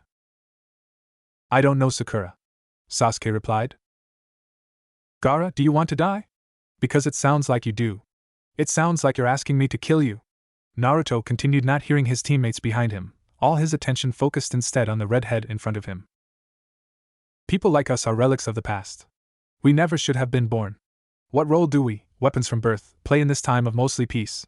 His tone pulled at the heartstrings of the girls. Gaara sounded resigned. I don't know, Gaara. I really don't. In the past few months since I learned the truth, I've been asking myself that over and over. How can someone like me ever really belong? I understand, Gaara, I really do. It's so hard having everyone look at you and never see you. Instead they see that thing, the object of their hate and fear. After a while, after years of seeing them look at you like that, it would be so easy to hate them. So I did. I hated them, Gaara. I hated them all. Everyone in that village. And soon I hated Konoha itself. I hated them, I hated Konoha, I hated the situation, even though I didn't understand it, and I even started to hate myself. I didn't know why. I was just a child. But I was filled with hate. So you really do understand? Gaara smirked at him. Yes. I understand. I was filled with hate, Gaara, but I wasn't happy. Hating them, hating the village, hating the situation, it didn't do a damn thing, Gaara. Nothing would ever change if I kept on hating everything. Least of all myself. So I tried to stop hating. And once I started looking at things through eyes cleared of hate, it was easier to see the things I could love. And then I found it, Gaara. I found my reason for living. What? What was it? By this point, Gaara, and everyone else was listening closely. That one person who didn't hate or fear me. The Hokage. The Hokage was always nice to me. It wasn't long before I came to love the old man, just like he loved me. Soon he became my world. It isn't the ideal situation. Ideally, we should be able to live for ourselves without a reason, but I wonder if it's possible for people like us. After I found the Hokage, I started to find others. Iruka-sensei, Kakashi-sensei, Ero-senin, my friends, my teammates, even the old ramen vendor, they all became my reasons for living. So I promised I would protect them, all of them, and everyone who was important to them. I swore to protect this village, Gaara. And one day I'll be Hokage, so I can protect everyone I need to. As long as the village stands, it's the proof of my existence. The village, Gaara looked down at the sand surrounding him. That's your proof. It's easy to hate them, Gaara, but it's not very rewarding. For people like us, though, it seems like the only thing we can do. But still, try to find just one person you can live your life for. And you might start to understand a bit better. No one. I have no one. Gaara growled at him, angry at something he didn't understand. What about her? Naruto pointed towards Temari. You know, she asked me, she begged me, not to kill you? She had tears in her eyes, Gaara. She cares about you, and you, do you think you'd feel nothing if she died, right now, today? Start with not hating her. You don't have to love her today, you don't have to even like her, but try not hating her. It's not going to be easy, you won't become happy overnight. But maybe one day you will be, and that will be worth any hardship you have now. Naruto reasoned with him. Maybe. Gaara slumped suddenly to the ground, unconscious. Gaara! Temari screamed as she and another boy ran to the prone form. Don't worry. It's just his chakra is all gone. Although he might have a few broken bones too. Naruto suddenly sat down on the ground. Actually, I think all my chakra is gone too. Thank you? Temari was supporting half her unconscious brother's weight on her shoulder, her other brother Kankuro doing the same on his other side. Thank you so much. Sure. No problem. The threesome turned to leave. Wait, what are your names before you go? Well, I'm Sabaka no Temari, and these are my brothers Gaara and Kankuro. We come from Suna, as I'm sure you've realized. Uzumaki Naruto. Well, thank you, Uzumaki Naruto. We'll just be leaving now. Sure, go on. Naruto waved them away. As soon as the three were gone, Sakura ran up to Naruto. Why did you let them leave? She screamed. We aren't really in a position to keep them here, not without fighting them, and to be honest, I don't think keeping them here would do any good. Naruto flopped down on his back. Oh. Hey, are you okay? Sakura asked as the rest of the genin gathered around her. Sure. It wasn't like I had to fight much. Mostly I'm just tired. I had to use a ton of chakra to summon Gamabunta. Naruto sighed. Stupid toad. Yes, since when could you do that? Sakura cried. Ero-sanin taught me. Remember that day I didn't come to the bridge? It was cause I just summoned Gamabunta for the first time, it used up all my chakra. Stupid Ero-sanin threw me off that ravine. He pointed towards the deep crevice on the other side of the plain. But you're okay, right? Sakura asked, concerned slightly. Yep, I'm fine. Although I think I need to sleep for about 10 hours. Naruto smiled at her. What are you? Niji suddenly asked. Niji! Didn't I just say that was rude? Tenten shrieked at him. You have strange chakra and you kept talking as if you and that other boy weren't like the rest of us. Niji ignored Tenten. What do you think I am? Naruto asked, suddenly serious again. I don't know, but I'm starting to wonder if it's human. What an unyouthful thing to say, my rival. The boy with the broken arm said. I, Rock Lee, apologize on my teammate's behalf. Sure. Naruto blinked his surprise. Hey, can I ask you something? He sounded dead serious. Anything. Lee's teeth sparkled as he smiled. Are those eyebrows real? Naruto. I thought you were going to say something important. Sakura screamed at him. Hey! Inquiring minds need to know. Naruto defended. Naruto, everyone turned around at the sound of a new voice. Out from the trees came Kakashi, looking none the worse for wear. Hey Kakashi-sensei. What's up? Naruto said. Where are the Sannin? He asked. Gone. I beat Gaara and they took off, back to Suna, I think. Alright, that's fine. Is anyone hurt? This was directed at everyone. Ino sprained her ankle. Lee's arm is broken. Shino lost half his colony. We're all cut up and chakra deprived. Shikamaru answered. Me and Sasuke are fine, Sakura said. I'm fine too, just tired and depleted, Naruto said. Good. Kakashi sighed in relief. He didn't know what he'd do if any of his team had been seriously hurt. Now for the real reason her was here. Naruto, I have something to tell you. It's about the Hokage. What about the old man, is he hurt? Naruto asked. No, Naruto. The Hokage fell in battle, Naruto. I'm sorry, but he's dead. Make the practical joke. They had just rendezvoused with the team they had information for. After some polite small talk conducted by Kakashi and the leader of the other team, they got down to business. The other team handed Kakashi a small scroll, and after stowing it away, Kakashi turned to Naruto. Okay, Naruto, give me the scroll. He held out his hand for it. What scroll? He asked, looking honestly bewildered. The scroll I gave you in Konoha. I told you to watch it. Kakashi was getting mad. Naruto was making him look like a fool. I don't have a scroll. You never gave me anything. He shook his head and held up his empty hands. But Sasuke, Sakura, did I give it to one of you instead? He asked, confused. No, Kakashi-sensei, said Sakura. Sasuke merely grunted his no. Wait, so none of you have it? Kakashi said. They all shook their heads. Hey, what's going on, Hatake? The leader of the other team said. I don't know. Are you sure none of you have the scroll? Kakashi asked again, getting desperate. Wait, did you mean this scroll? Naruto suddenly held up the missing scroll.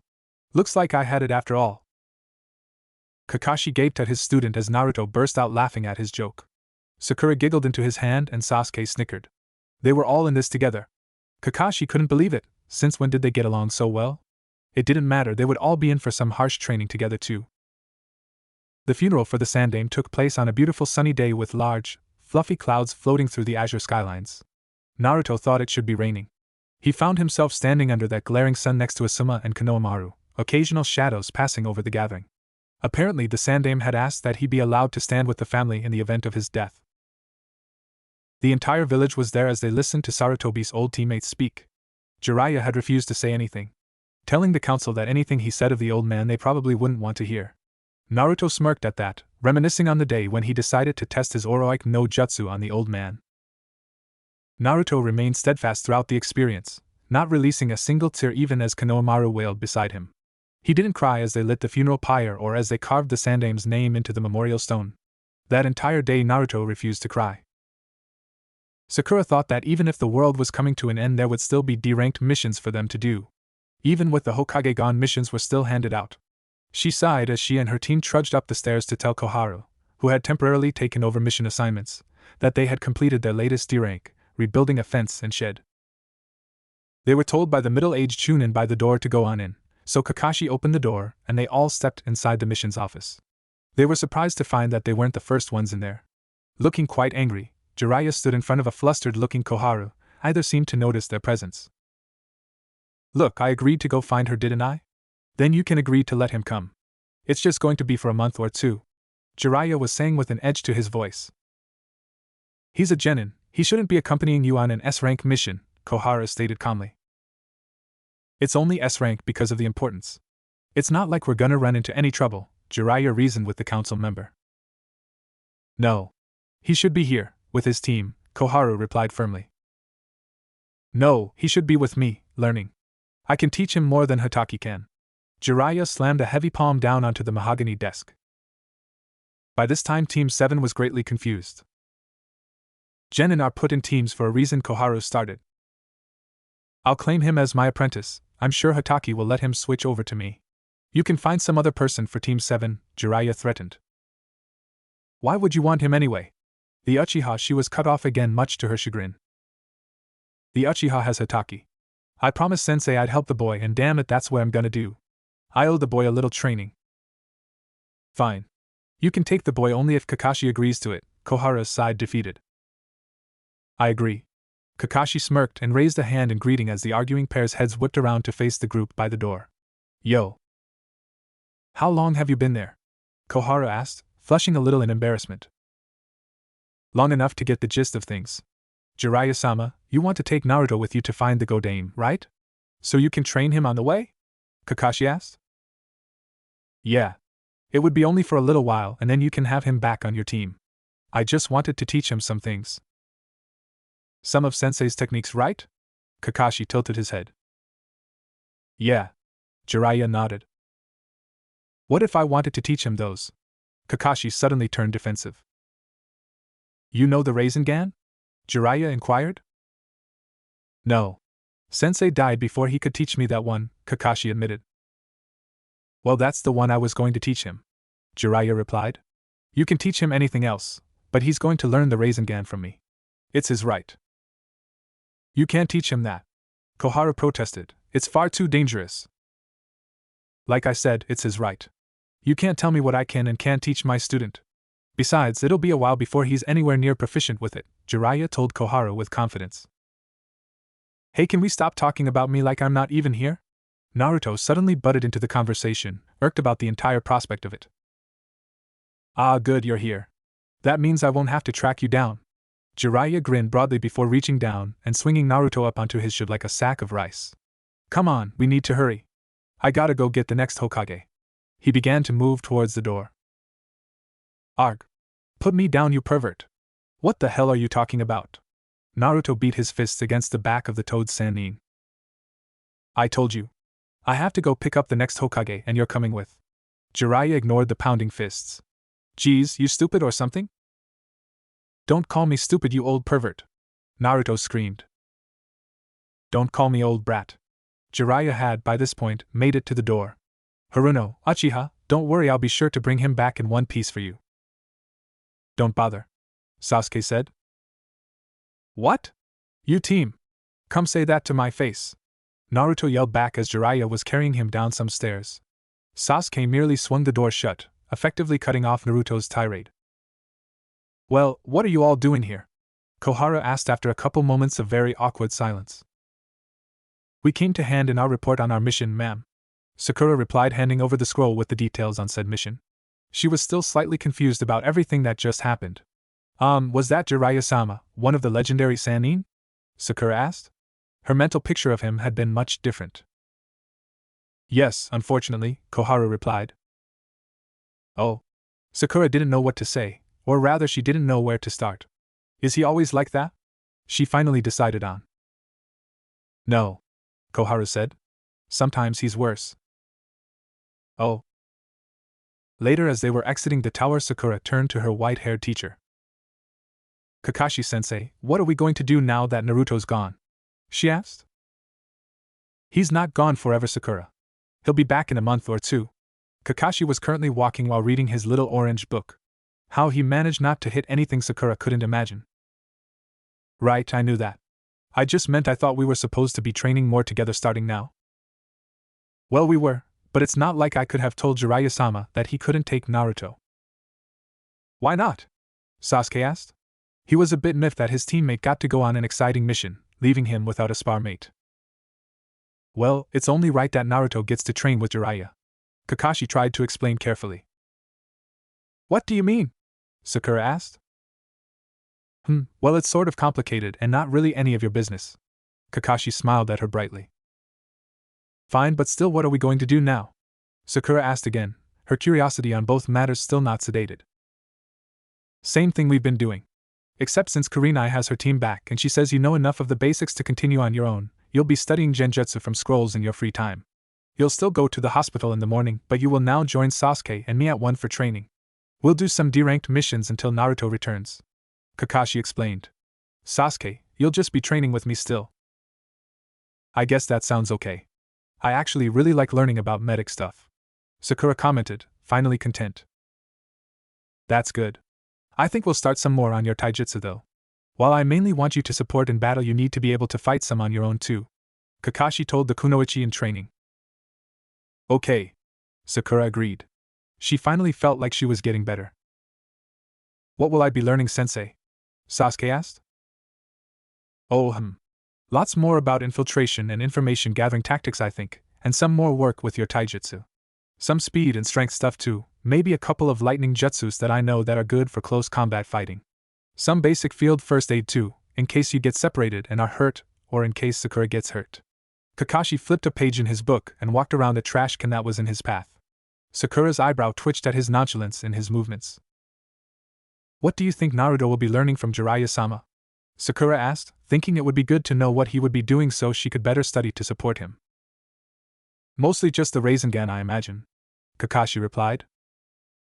You mentioned that earlier, what is it? Sasuke asked. It's a technique designed by my sensei, the Yondaime. It's an assignation technique and is typically ranked as an A-class jutsu, except in Rock and Cloud where it's ranked as an S-class. It requires no hand signs but needs a lot of chakra control. I never got the chance to really learn it, but it's what I based my Chidori off of. Kakashi explained to them. How do you think Naruto can really learn it? Sakura asked, sounding a little odd. Well, he learned how to summon, right? Kakashi asked her back. I guess why would Jiraiya-sama want to teach him that though? Maybe he thinks Naruto will be able to complete it. That wasn't the real reason, or at least not all of the real reason, but Kakashi wasn't about to tell them the truth when even Naruto didn't know it. Complete it? Sasuke asked, prodding his sensei more on the subject. Yeah. The Rasengan is incomplete. It's supposed to incorporate the wind element, but sensei never got that far before his death. People with wind affinities are rare. I only know of Naruto and sensei who had it. Basically, Naruto is the only one who can complete it in the entire leaf. This made perfect sense to Sasuke. It wasn't because Naruto was talented or strong, it was just luck. He already knew the dobe was lucky. Maybe I should start working on the preliminary stuff you'll need to know to do the Chidori, Sasuke. Kakashi mused aloud. You want me to learn Chidori? The Uchiha asked, surprised. Well, if Naruto has the Rasengan, it might be a good idea. We can work on that later though. For now, we'll do the other stuff. Kakashi put his book into his vest. Now, this is where I leave you. See you all tomorrow. He vanished in a puff of smoke. Naruto had figured out that all roads in the Fire Country tended to look the same. Long, dusty, rutted and surrounded by forests. There was never much variation. Towns tended to look the same too. Sure, the decorations and people were different, but the buildings all kinda looked the same and the villages were usually laid out in the same order. Essentially, traveling in the Fire Country got old fast. Sighing, he tore his eyes away from the road in front of him and looked down at the water balloon held in his hand. He'd been shown by Jiraiya a week and a half ago what to do, but he hadn't yet gotten the damn thing to pop yet. The only time it ever popped was when Naruto got frustrated and squeezed it too hard. Looking forward again, Naruto saw Jiraiya walking 10 paces in front of him. Suddenly Naruto got a great idea. Smirking evilly, Naruto stretched his arm back before hurling the balloon as fast as he could at Jiraiya. Jiraiya was pretty sure he was lost. He wanted to go to Keko, but they should have been there already according to the map. He turned the map this way and that, trying to determine if he read it wrong. Suddenly a flying object hit him straight in the back of the head, bursting on impact and soaking his hair. A dark aura surrounded the man. Naruto, the map got ripped in half. You better run! Jiraiya whirled and took off after his laughing student. Naruto ran under branches and over bushes, laughing maniacally the entire time. Jiraiya was close on his heels. Eventually Naruto burst out from the tree line onto another road. Before he could make it to the trees on the opposite sides, however, he was grabbed by the back of his collar. Pulled backwards, he landed heavily on his butt at Jiraiya's feet. You brat, you better be prepared to face the consequences for your. Suddenly Jiraiya noticed a sign just beyond his student's shoulder at the edge of the road. Keko, 10 miles it read, accompanied by an arrow pointing south, the opposite direction they had been traveling. You're one lucky idiot, Naruto. Because you managed to find the right road, I won't punish you. Naruto breathed a sigh of relief. At least I won't punish you now. 3 days passed after their journey to Keko, and they still hadn't found Tsunade. Sure, they heard about her a lot. The legendary sucker was after all legendary. But they always seemed to have just missed her every time. It was enough to make even Jiraiya twitch with irritation. Without warning, Naruto suddenly plopped down in the middle of the road. He released a small scream of frustration before throwing the balloon in his hand at a nearby tree. Why can I make it work? He cried. Hey, Ero-san, can't you give me a hint or something? Nope, was the pervert's quick reply. Why not? Naruto jumped back up to stand in front of Jiraiya. He attempted to glare menacingly at his teacher, but the effort was wasted as he stood about a foot shorter than the older man. It's something you have to figure out on your own. Jiraiya smirked down at his student, enjoying torturing him like this. Arg. Fine. Naruto stomped away down the road. For a while there was silence between the pair as Naruto had resumed his training and Jiraiya was trying to read the new map he bought. Suddenly Jiraiya got an idea. Hey Naruto, how about you take a break with this technique and I teach you another one? No way. I won't give up, Naruto told him with fire flashing in his eyes. It's not giving up. This technique will be easier for you to learn. Who knows, maybe you'll figure something out if you take a break, Jiraiya told his student. Jiraiya then attempted to fold his map, eventually giving up when it wouldn't fold back into its original shape. He stuck it into his pack before turning to face Naruto. Okay, this is a wind technique, so you should pick it up easily.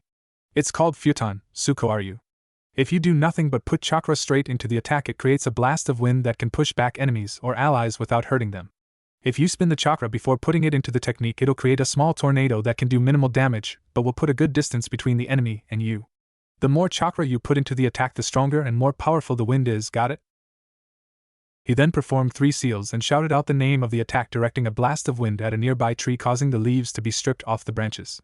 Alright, now you try. Right. Flipping through the seals, Naruto shouted, Futon, Suko-Ryu. Instead of a burst of wind like Jiraiya created, a large tornado formed and began ripping up trees as it made its way through the forest. The tornado dissipated once it got about 200 feet away, leaving Naruto and Jiraiya to stare at the destruction.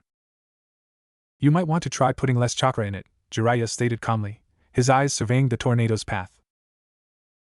A lot less. 2 weeks later, Naruto had finally mastered the first step to learning Rasengan, much to the surprise of Jiraiya, who thought it would take 3 times as long. He was now attempting to master the second step and wasn't having much luck. Jiraiya, on the other hand, was having a lot of luck. The last town they'd been in, they'd only missed Tsunade by a day, so hopefully they would finally catch up with her in this latest town.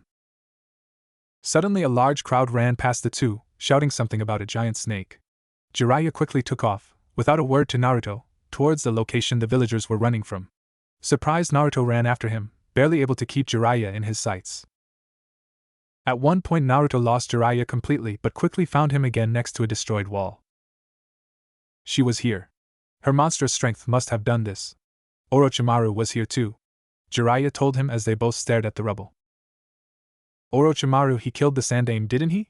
Naruto asked, remembering Kakashi saying something about it. The memory was mixed up though, the emotions running too high when he'd been told. He was a Leaf Nin, but then he betrayed us and became a missing Nin, right? Yes. He was also once my teammate, and he's considered one of the legendary Sannin, like Tsunade and myself. Jiraiya turned and started walking away from the site. Come on, we might as well go get something to eat. Tsunade may still be here, but I'm hungry, let's eat first. Right, but can we at least not go to a bar again? Naruto followed Jiraiya back the way they had come. No, Jiraiya stated. Ah, you suck, replied a pouting Naruto. Jiraiya? Tsunade? What are you doing here? They said in unison. Drinking. Looking for you, came simultaneous replies. Jiraiya and Naruto had just walked into a bar that looked halfway respectable. To their immense surprise, Tsunade was sitting at a booth with a bottle of alcohol in front of her. Her black-haired companion, Shizen, sat next to her with a small pink pig in her arms.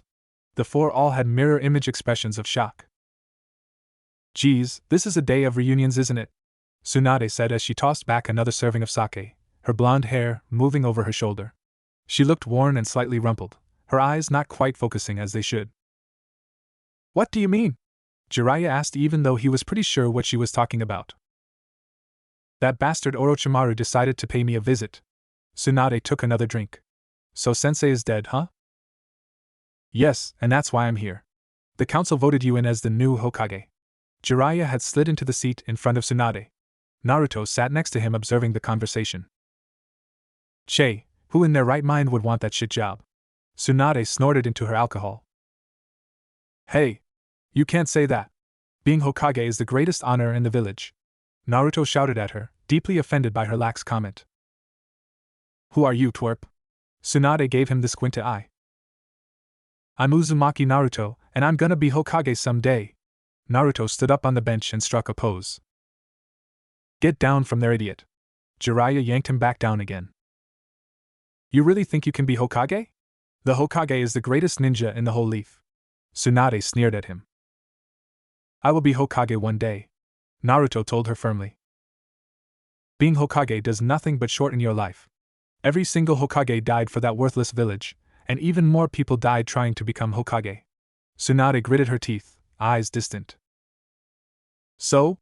Everybody dies sometime, right? At least they died doing something important. Naruto glared across the table at the busted blonde. Humph, you're an idiot. And I won't do it. Only fools become Hokage. Tsunade picked up the bottle of sake at her elbow and downed the rest of it in one big gulp. You'll never be Hokage. Arg. That's it. You're too stupid. Naruto jumped up again and pointed his finger at her. I guess I'll just have to beat you and show everyone you're not worthy of being Hokage anyway. You think you can land a hit on me? Tsunade asked him mockingly. Sure, come on, let's take this outside, Naruto told her, raising an angry fist. Alright, let's go. Sakura dodged left under a gloved fist, and then right to avoid what would have been a harsh kick to her side. She tried to move behind her target, but he merely whirled around and attempted to backhand her. She quickly moved her head back to get out of range of the harsh attack. Sakura then attempted to land a knee into the stomach of her opponent but missed when he dodged it. Annoyed at how she kept missing, she tried an uppercut to the jaw, leaving her right side wide open for the jab to her abdomen. Once hit, she collapsed to the ground, out of breath and very exhausted.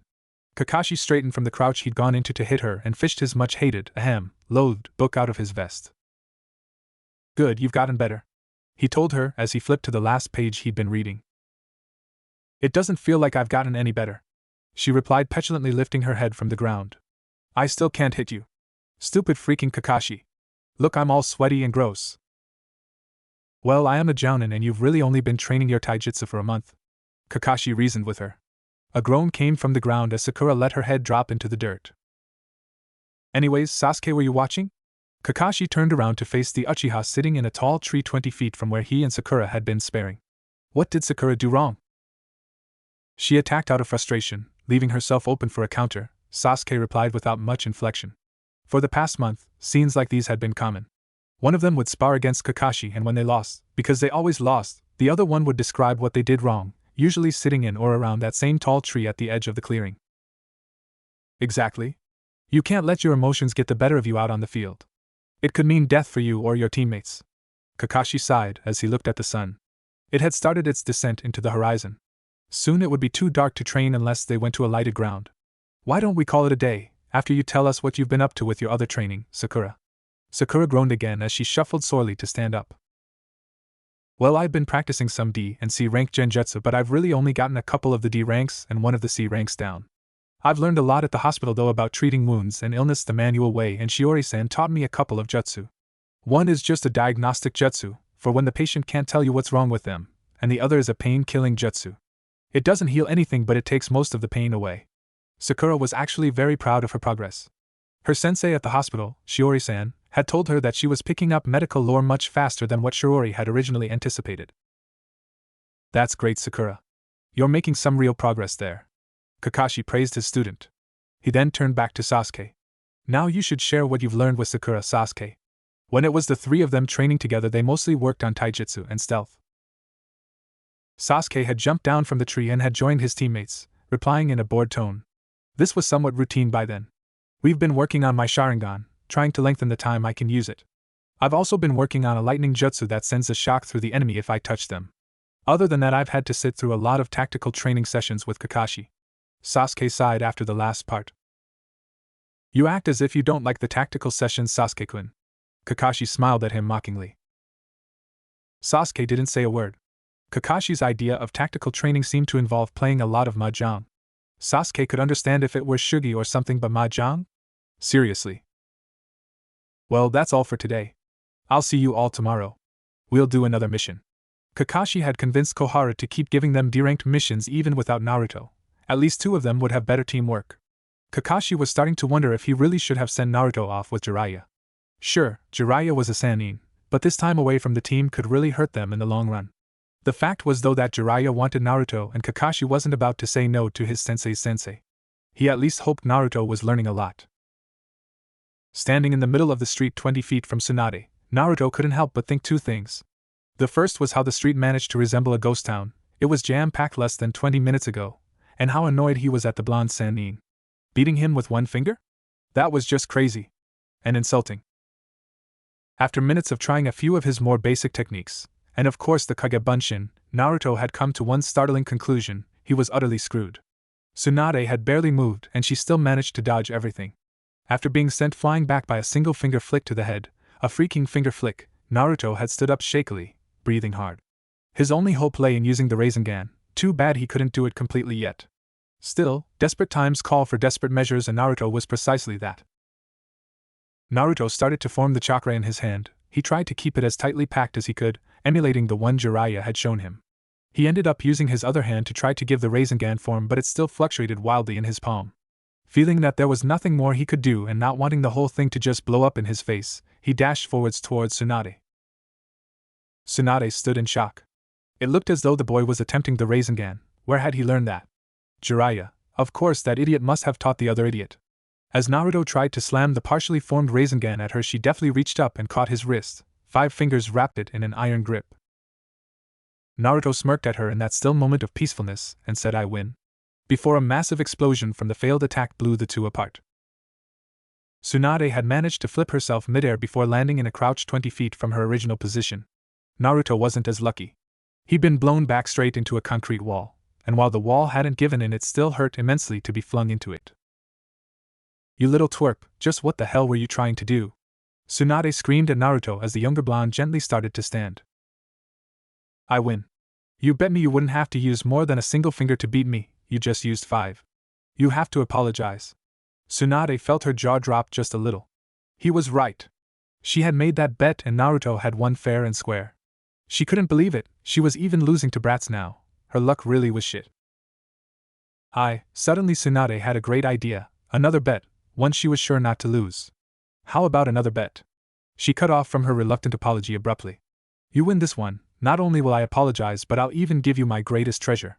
She jerked her thumb at the sparkling crystals secured around her neck. "Tsunade-sama, you can't!" Shizen yelled from where she'd been standing next to Jiraiya watching the match, Taunton squealing in her arms. "Don't worry, there's no way I'll lose." Tsunade threw her head back and laughed maniacally. "Right," all three spectators felt compelled to say. "Why would I want a lousy necklace anyway?" Naruto asked her. "Because this came from one of the founders of Konoha," she told him. "It's worth a lot of money, you know." Fine, whatever. What do I have to do?" Naruto squinted at her. 1 week. I'll give you 1 week to complete the Rasengan. If you can successfully do it by that time, you'll win. If you lose, though, you have to admit that you'll never be able to become Hokage. Tsunade smirked at him, confident in her ability to, finally, not lose. You're on, Bachan. Naruto pointed a finger at the elder lady. What the hell did you just call me? 6 days later, and Naruto was lying exhausted under a tree. For the first time, he was thankful for all the chakra control exercises he'd been given. Even he had to admit that if not for his improved, but still slightly shaky, control, he probably would have blown himself up. He managed to complete the last 2 steps of the Rasengan, but he couldn't seem to put them together. It always ended up unstable and likely to explode right in his face. Not a fun experience, he'd found out after maybe the 5th time it had happened. After lying on the ground for maybe half an hour to recuperate after his latest try, Naruto forced himself back up. He held out his right hand and quickly started gathering chakra in his palm, using his left hand to keep it compressed.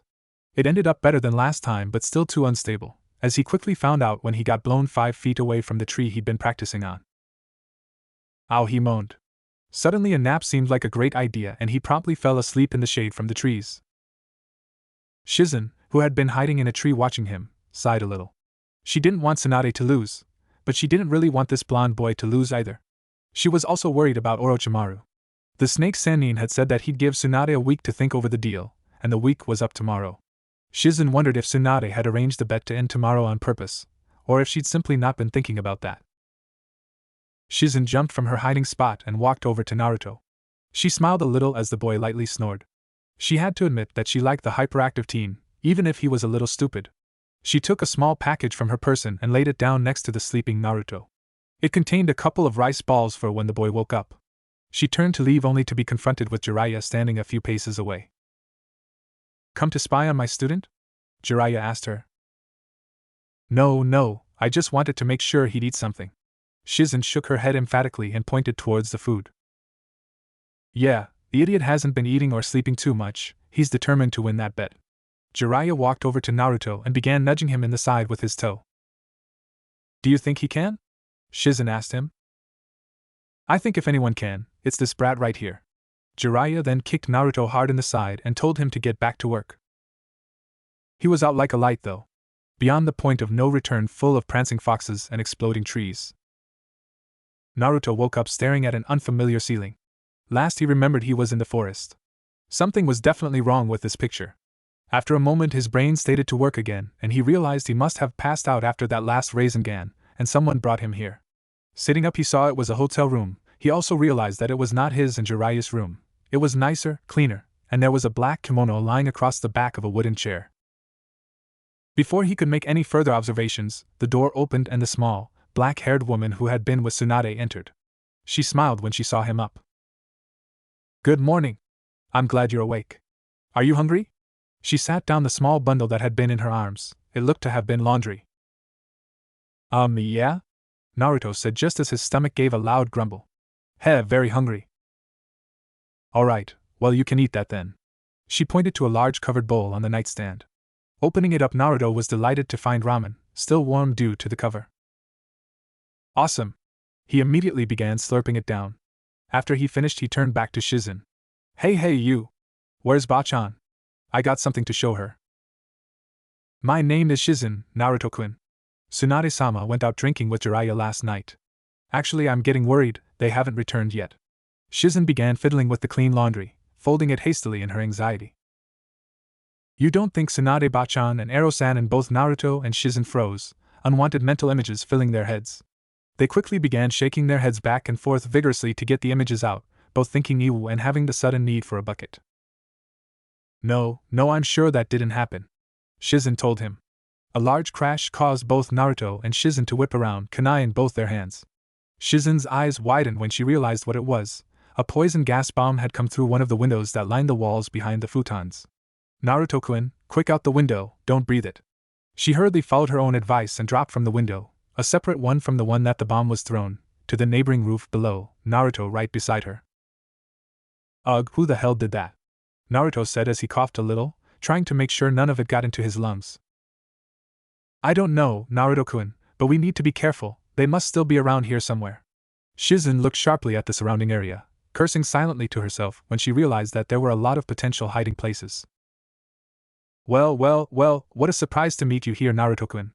A figure with silvery gray hair and glasses that concealed his eyes stepped out from behind a chimney. Who are you and what is your business here? Not to mention, how do you know my name, freak? Naruto was greatly confused. This man appeared to be wearing a Hittite, but it wasn't one Naruto had ever seen before. My name is Yakushi Kabuto, Naruto-kun. I am here because this is where my master is. Kabuto told him, ignoring the last question. Yu Shizen growled at him. Where is Tsunade-sama? What did you do to her? What? Shizen-chan, what are you talking about? Naruto swung his head back and forth between Shizen and Kabuto. This guy works for Orochimaru, he's a traitor to Konoha. Shizen spoke fiercely. What? But that's Naruto's face darkened as he realized just what the implications were. Then you were part of the attack on Konoha. He spoke in a rough voice.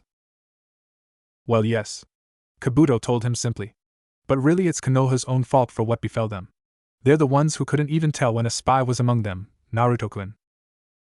Don't call me that, you jerk. Naruto snapped at him. Naruto, Shizen a wheezing Jiraiya stopped beside the other two. We need to what's going on. He just spotted Kabuto. Oh dear, I'm afraid I wasn't expecting the other Sannin to appear. I appear to be out of my league here. Oh well, Tsunade should be almost done healing my master by now, so I guess it doesn't matter very much. With that he quickly left, leaving the three behind to stare at the spot he'd been standing in shock. Shizen, what the hell did he mean by that? Jiraiya asked the nervous brunette. Come on, I'll tell you as we search, we have to find Tsunade-sama. Shizen quickly took off across the roofs with Naruto and Jiraiya lagging behind. I'm so glad you decided to see things my way. Orochimaru told his old teammate. Tsunade clenched a fist and averted her eyes. Let's just get this over with, before we get interrupted. Tsunade bit out. Of course, Tsunade dear.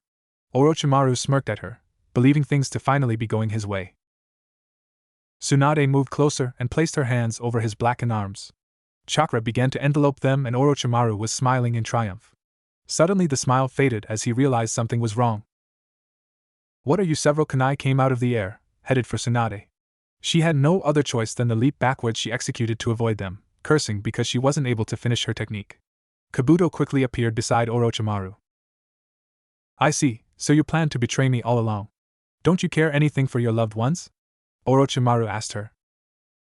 Dan and Nawaki are dead, and nothing can ever bring them back the way they were, especially not someone as dark and twisted as you. Tsunade spat at him. However, I can stop you here and make sure no one else has to die at your mercy. Fine, if it's a fight you want, it's a fight you'll get, Tsunade. But I wonder, are you in any condition to fight, what with that pesky phobia of yours? Orochimaru bit down on his own lip and watched as Tsunade froze, her eyes glued on the blood trailing down his chin from the self-inflicted wound.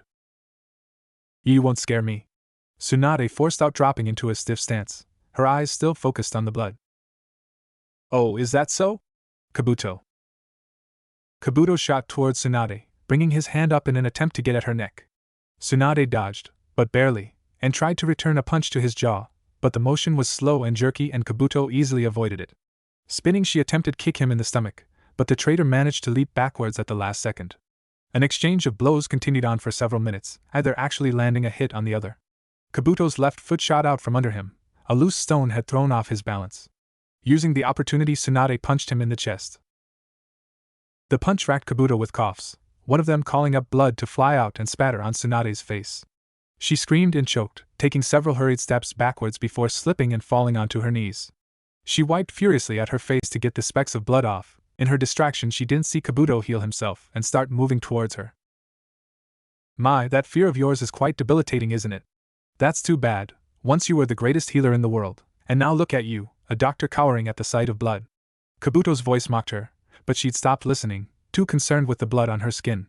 He raised a hand and coated it with deadly-looking green chakra, thrusting it towards Tsunade's unprotected neck. Futon, Tsuko, are you? A large gust of wind forced Kabuto back, tossing him up into the air and forcing him to twist midair in order to land on his feet 30 feet from his original position.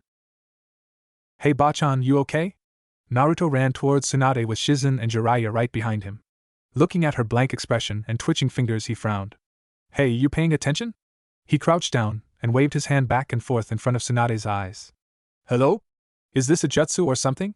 He turned towards Jiraiya for an answer, but it was Shizen who replied. No. Tsunade-sama is afflicted with hemophobia. Shizen kneeled in front of her mistress and began wiping the blood away with her sleeve.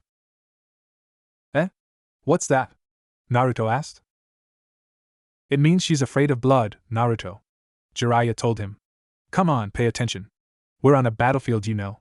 He forced Naruto into a fighting stance by pulling and pushing on Naruto's shoulder. They were now facing Orochimaru, Kabuto back at his side. Well, if it isn't my other teammate, Jiraiya. Orochimaru purred at him, sending shivers down the spines of Jiraiya and Naruto.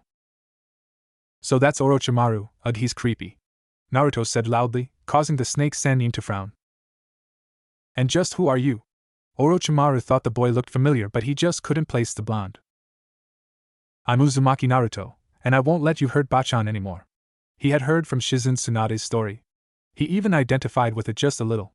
He still didn't like what Tsunade had said about Hokages, but he wouldn't stand by and watch her suffer either. Uzumaki, I see, you're the demon brat. Orochimaru smiled sadistically, and Naruto thought that somewhere a baby must have just died. Shut up. You have no right to even talk to him. Jiraiya glared at his former teammate. Sure, Naruto was annoying as hell, but he tried hard and he was loyal, and he wasn't going to let someone stand around and insult him. Oh, have we grown attached to the little monster? I never knew you liked kids. Orochimaru mocked. No, we all know who it was that liked kids on our team. Jiraiya sneered back. I don't like what you're insinuating, Jiraiya. Orochimaru replied with a sneer. What? I meant Tsunade. Jiraiya grinned at him. What were you thinking of? Can we just beat him up already? Naruto interrupted, not understanding what they were talking about but not liking the tone either. Sure of yourself, are you? Kabuto asked him. Sure, I could grind those glasses into your face. Naruto snapped back. Well, let's just see about that, HM? Kabuto dashed towards Naruto, launching a bunch of kunai into the air. Unable to dodge due to Shizen and Tsunade still huddled on the ground behind him, Naruto did the first thing that came to mind. Futon, Tsuko, are you? The gust of wind scattered the flying weapons and forced Kabuto to take cover from their now random flight. Recovering quickly, Kabuto once again headed for Naruto, who was headed away from Tsunade. A powerful kick forced him to the ground 15 feet away from the others. Now what will you do, Naruto-kun? Kabuto adjusted his glasses, causing light to flash off the lens. This. Naruto grabbed a fistful of paper strips from a pouch on his belt. Coating each of the inch-long strips in chakra, he flung them at Kabuto, directing their movement carefully with yet more chakra. Kabuto raised an eyebrow at him and didn't even bother getting out of the way, sensing that they were nothing more than normal paper and not exploding tags. Soon, however, he felt sharp, stinging pains all along his arms and face, essentially anywhere he wasn't clothed. What the? He mumbled as he quickly jumped back away from the attack. He quickly burned away the few opposing pieces still hovering in the slight breeze with the katon before turning back to the blonde. Very clever. What kind of attack was that? It's actually a chakra control exercise. I surround the paper with my chakra and it becomes sharp as any blade. I can even control them a little since it's still my chakra, and I connect a tiny string of more chakra to the paper. Naruto grinned at his successful attack. I see, and what gave you the idea to use such an exercise as an attack? Kabuto asked him, buying for time to heal his wounds. Well, I didn't actually think of it, Sakura-chan did. She said that since I could make the paper sharp enough to cut down trees, then I should be able to cut people too. Once she said that, though, I realized I would need a way to control them. I asked her, and she told me that thin, invisible strings of chakra could be used to move the paper. It took a couple of weeks to get down, though. My control actually sucks a lot. Interesting. Kabuto took off towards Naruto again, surprising the boy, who just realized that the wounds inflicted by his attack were gone.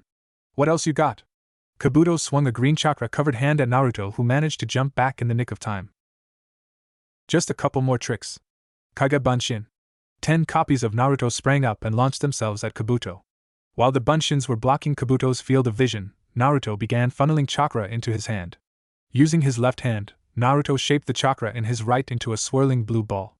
Just as the last Kage Bunshin was puffed out of existence, Naruto finished and ran towards the silver-haired traitor. Jumping up, he managed to catch Kabuto somewhat off guard. Rasengan! He shouted out in a loud war cry. Kabuto just barely managed to avoid taking the hit in the chest, taking it in the shoulder instead. Before he was sent flying, he managed to tap Naruto hard, right above the heart, with his green hand, causing Naruto to crumple unconscious. Jiraiya, who had been facing off against Orochimaru in the meantime, jumped back away from his opponent when he heard the shout of Rasengan. He couldn't believe it, but it looked like a fully formed Rasengan. The pride faded, though, when he saw Naruto fall to the ground limp. Naruto! He shouted, running as fast as he could to the boy. Picking him up gently, he was relieved to feel a slow but steady heartbeat. He figured that whatever Kabuto had done, the fox was already healing. He carried the boy over to a worried Shizen and a slightly dazed Tsunade. Twerp? Tsunade said, confused. She hadn't been paying attention to the world around her until this moment. She reached out a shaky hand to touch his face and felt her fingers clench in anger. What happened? She asked, swinging her head back and forth between Shizen and Jiraiya. He was protecting you from Orochimaru and Kabuto. He managed to hit Kabuto in the shoulder with a Rasengan, but Kabuto got him in the chest with some weird attack. Jiraiya told her, disappointment with the female Sannin evident in his voice. He was fighting for me? Tsunade said incredulously, no louder than a whisper. Why? Because one day he's going to be Hokage, and that's what Hokages do. Shizen! Hurry up and help me with this. Tsunade had finally lurched out of her daze and had begun pulling furiously at the zipper on Naruto's jacket. Eventually it came loose and Shizen cut away the black t-shirt underneath with a kunai. Shoving Shizen out of her way, Tsunade placed her hands right above Naruto's heart and funneled green chakra into his body. He's going to be okay, right? Jiraiya asked as he watched Orochimaru and Kabuto warily. He'll be fine. Some of the veins and arteries above his heart were severed, but the heart wasn't hit, and the Nine Tails has already repaired the life-threatening damage. Tsunade told him in her best doctor voice. Shizen, go stand with Jiraiya. Make sure those two don't come near us while I'm distracted. Shizen nodded sharply before moving next to Jiraiya, Saban needles held safely between her fingers. Kabuto was holding a hand over his left shoulder. The pain was tremendous, and he was having a tough time healing it. The Rasengan had only grazed him really, but it had managed to cut some of the nerves running down his arm, leaving it hanging near useless at his side. What he couldn't understand was why it was so damn hard to heal. You can't heal it, can you? Jiraiya called across the field, surprising the sound pair. What are you talking about? Orochimaru frowned before sliding his eyes to his right-hand man. He was greatly worried when he saw the still bleeding wound, though it didn't show. The Rasengan shreds everything, even the cells. Makes it hard to regenerate them through cell division and slows down normal healing as well. Even with your ability, that's gonna take a couple of days to be at 100% again. Jiraiya smirked proudly. You may have knocked the kid unconscious, but he did quite a number on you as well. Kabuto scowled fiercely. His arm wouldn't be much good for this fight, and Orochimaru's were useless as well. They were no match against Jiraiya and Shizen, and that was even counting Tsunade. Kabuto. Forget the others. As long as we kill the boy. Orochimaru murmured so that the opposing three could not hear. With the boy dead, that will be one less thing to worry about. And I can stick it to those Akatsuki bastards. What will they do if the Nine Tails is dead? Right. Kabuto wasn't quite sure how he was supposed to make close enough to Naruto to kill him, but he wasn't about to tell Orochimaru that. Deciding that distraction would, doubtlessly, be the way to go, Kabuto ran towards the left, away from the boy. Jiraiya followed his movements and leapt after the silver-haired man swiftly. Once the younger judged himself far enough away, he threw down several smoke bombs he had with him before tossing a barrage of kunai through the smoke towards Naruto. Blinded by the smoke that stung his eyes, Jiraiya couldn't block the knives. Shizen, however, was far enough away not to be troubled by the smoke and moved deftly to deflect the various kunai from harming the blonde boy. Taking advantage of the distracted pair, Orochimaru ran towards Tsunade and Naruto. Bringing the Kusanagi up from his throat, he made to stab Naruto before Tsunade could move, only to find it blocked by a kunai in Tsunade's steady hand. Tsunade, however, was in a bad position. Kneeling on the ground, she could not get up the proper leverage to force the sword away. Rearing back, Orochimaru knocked Tsunade off balance before trying to, once again, impale Naruto's heart. Off balance and desperate, Tsunade threw herself on top of Naruto, gasping as the sword entered just under her lung. Before anything else could happen, Orochimaru was forced back by an extremely pissed-off Jiraiya. Leaving Jiraiya to deal with Orochimaru and Shizen to deal with Kabuto, Tsunade lifted herself up, wincing slightly, and frantically checked Naruto. She sighed in relief when she realized that the sword hadn't pierced the boy, even though it had gone completely through her. Now assured, she began to use healing chakra on herself to repair the damage and neutralize the Kusunagi's effects. Shizen was aggravated to find that she was having trouble with Kabuto, even though he could barely use his left arm. He had a number of techniques that didn't require hand seals or his left arm, and his taijutsu was much better than her own. Suddenly she lost track of Kabuto with her eyes before feeling him coming up behind her. She tried to turn but was too slow before the harsh strike to her neck, rendering her unconscious. She fell limply to the ground with a dull thud, succumbing to the darkness. Kabuto had turned and started towards Naruto and Tsunade before Shizen had even hit the ground. Grabbing a loose kunai off the dirt where it had fallen earlier, he moved as fast as he could around the injured Tsunade, positive she would be too slow to stop him, only to be greatly shocked by a kick to his stomach that sent him flying away. Back off. Tsunade bit out, fighting back the pain in her abdomen. The wound had yet to completely close and she just jerked it back open with her kick. Sorry, I just can't do that, Kabuto told her in that fake pleasant voice of his before moving once again towards the boy. Tsunade jumped to once again intercept him when a tear bomb went off straight in her face. Blinded, she couldn't see what Kabuto was doing. Hearing a small sound to the left, she threw herself in that direction only to feel a burning pain in her right shoulder as the result.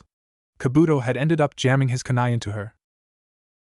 Now sure of Kabuto's location, Tsunade gave a massive punch with her uninjured left arm, hitting Kabuto in his injured left shoulder. Kabuto choked and groaned as he felt the joint give way under Tsunade's fist. Stumbling back, he sank to the ground as waves of pain came from his now doubly injured arm. Now frantic to complete his assignment, Kabuto reached into his pouch for the last of his shuriken before tossing them at both Tsunade and the younger blonde, hoping to leave her defending herself and unable to help the boy. Orochimaru was able to watch the whole thing as he dodged each attack Jiraiya sent after him. Growing angry that Kabuto could not kill one little boy thanks to Tsunade, he finally had enough. Why are you fighting so hard for that boy? Orochimaru screamed at her as she blocked yet another attack meant for the blonde behind her. Because the woman never let her eyes stray from her own battle with Kabuto. I'm the Hokage, and that's what Hokages do. Even if it kills you? Orochimaru asked as he dodged yet another fire jutsu from the white-haired man. Especially if it kills me, Tsunade replied. Grievously hurt, she still managed to stand a little straighter as she spoke. Pulling the kunai savagely out of her shoulder, she launched it directly at Kabuto's face. The man quickly managed to knock it aside but was unprepared for the punch to the side of his face that quickly followed it. Seeing that his spy was greatly outmatched and he himself unable to fight with his full ability, Orochimaru bit back a vehement curse. Kabuto, come, we're leaving. Kabuto quickly appeared at his master's side before the two of them managed to escape by melding into the ground. As the adrenaline faded from his body and the roar of blood pounding in his ears faded, Jiraiya looked to the others. Naruto and Shizen were unconscious, and Tsunade was just about there from all the blood she was spilling. Yet Jiraiya had only one thing to say. Well, damn. Naruto awoke to yet another unfamiliar ceiling. He was starting to get sick of it. He wondered what he was doing there before the events of the fight came drifting back to him. Now slightly panicked, he sat up hurriedly only to be pushed back down again. Relax, they're gone, a female voice told him. Looking to his left, he saw the blonde-haired Sannin sitting by his bed. What happened? Naruto asked her before panic set in again. Hey, are you okay? Did those bastards hurt you? Where's Ero Sannin and Shizen-chan? He'd attempted to sit back up only to be forced down once again. I said relax, twerp. I'm fine, the pervert's fine, Shizen's fine, and the bastards are gone, she told him. Well, that's good, Naruto said, relief flooding his words. What happened? The four-eyed bastard hit you with a special attack that severed some of the arteries leading to your heart. You're fine now, me and the fox healed you. Don't worry though, you got old Four Eyes pretty good yourself, which reminds me. Tsunade lifted her necklace up over her head. This belongs to you now.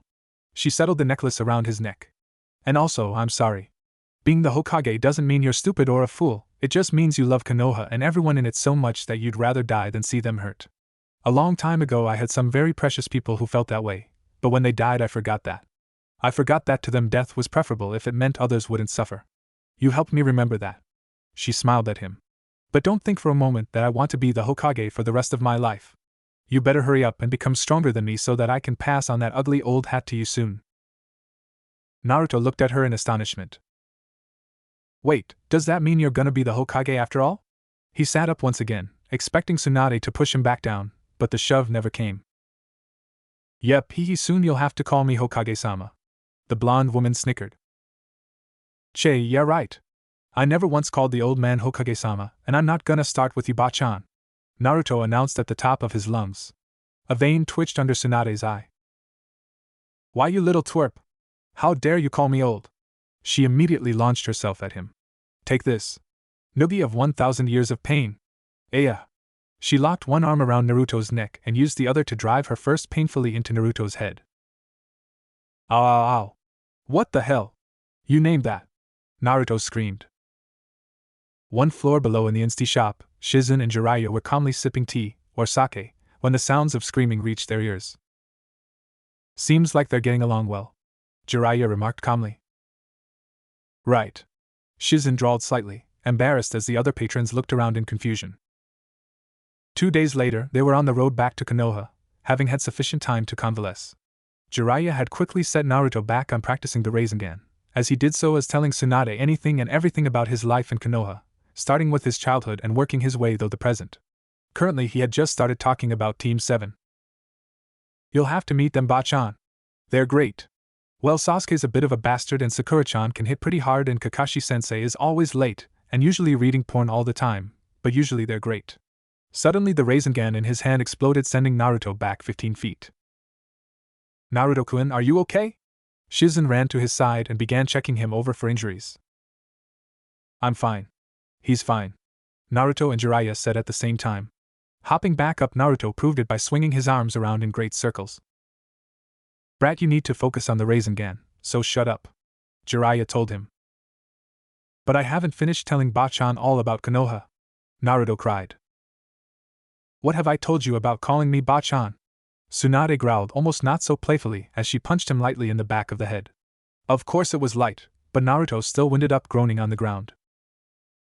Tsunade already knows about Konoha, she did live there, remember? Jiraiya told him, ignoring what was happening to his pupil. Yeah, but she doesn't know about my Konoha, Naruto defended, springing back up from the ground. Fine, whatever, just don't blame me if you blow yourself to smithereens cause you're too distracted by talking, Jiraiya said before moving 20 feet in front of the group so he wouldn't have to hear Naruto blabber. Hey, you know, Naruto-kun, all this training got me thinking. Shizen started before Naruto could begin his monologue again. Maybe I could teach you some medic jutsu, would you like that? Yeah, but I can't, Naruto told her. Why not? Tsunade asked.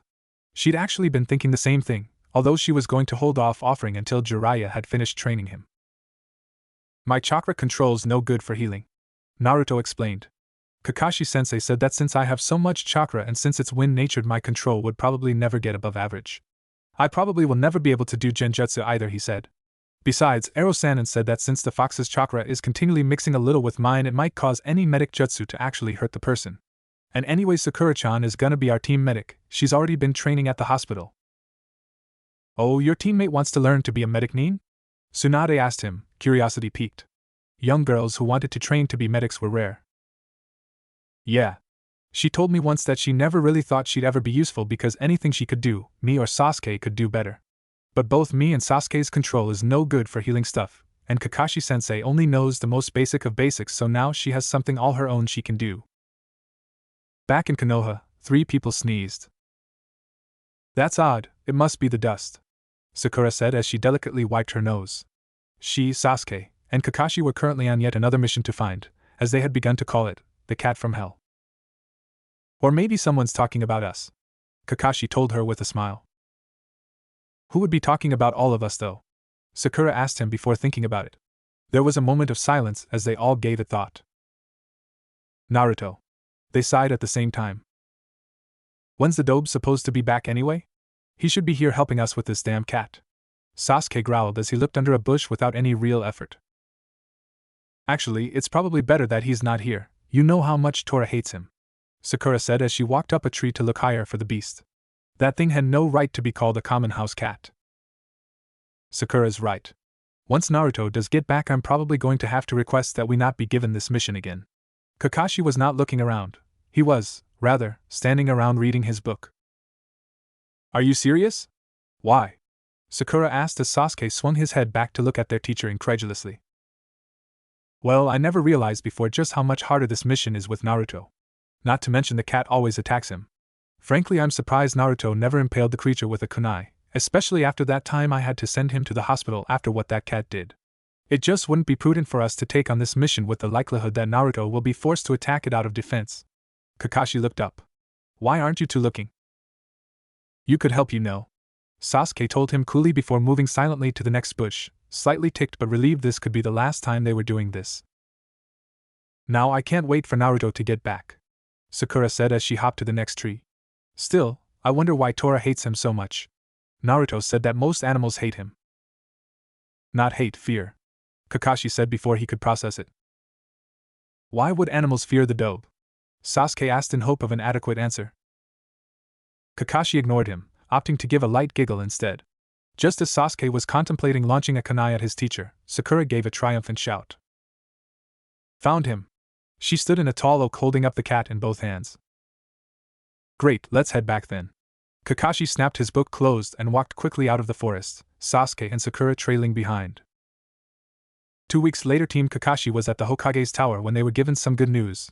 Jiraiya was returning today with the next Hokage, which meant that Naruto was returning too. It's about time, Sakura exclaimed. They've been gone for a month and a half. Sasuke nodded his agreement, and Kakashi just smiled. Well, since today is a special occasion, why don't we go wait for them by the gates instead of going on another deranked? Kakashi suggested. Hell yeah! Sakura pumped her fist in the air before noticing the strange look she'd gotten due to her outburst. I mean, sure, that sounds great. It turned out that waiting by the gate was very boring. Kakashi had quickly taken out his book upon arriving, ignoring his students and the Chunin guards. After half an hour, Sakura began practicing her genjutsu out of boredom while Sasuke worked on activating and deactivating his Sharingan. They all ignored the weird looks the Chunin guards were giving them. After an hour though, one of the guards got up the nerve to ask Kakashi a question. What are you doing here? We are waiting for our last teammate to arrive. Kakashi looked up from his book and smiled at the guards. Why, are we bothering you? No, just I'm going back over there now. The Chunin guard quickly moved back to his post, creeped out slightly by Kakashi's odd smile. 2 more hours passed uneventfully, except for the one time Sakura had screamed out "Where the hell is he?" at the top of her lungs, causing the Chunin guards to jump out of surprise. Just as Sasuke was beginning to think that going home would be a good idea, a voice drifted out of the woods close to the gate. Look, Bachan, the gates. That's Naruto. Sakura scrambled up from where she'd been sitting against the wall. That's it. I've had it, you twerp, a female voice cried. A slight scuffle could be heard. Take this. Noogie of the beautiful woman's revenge. Aya. Ow. What the hell?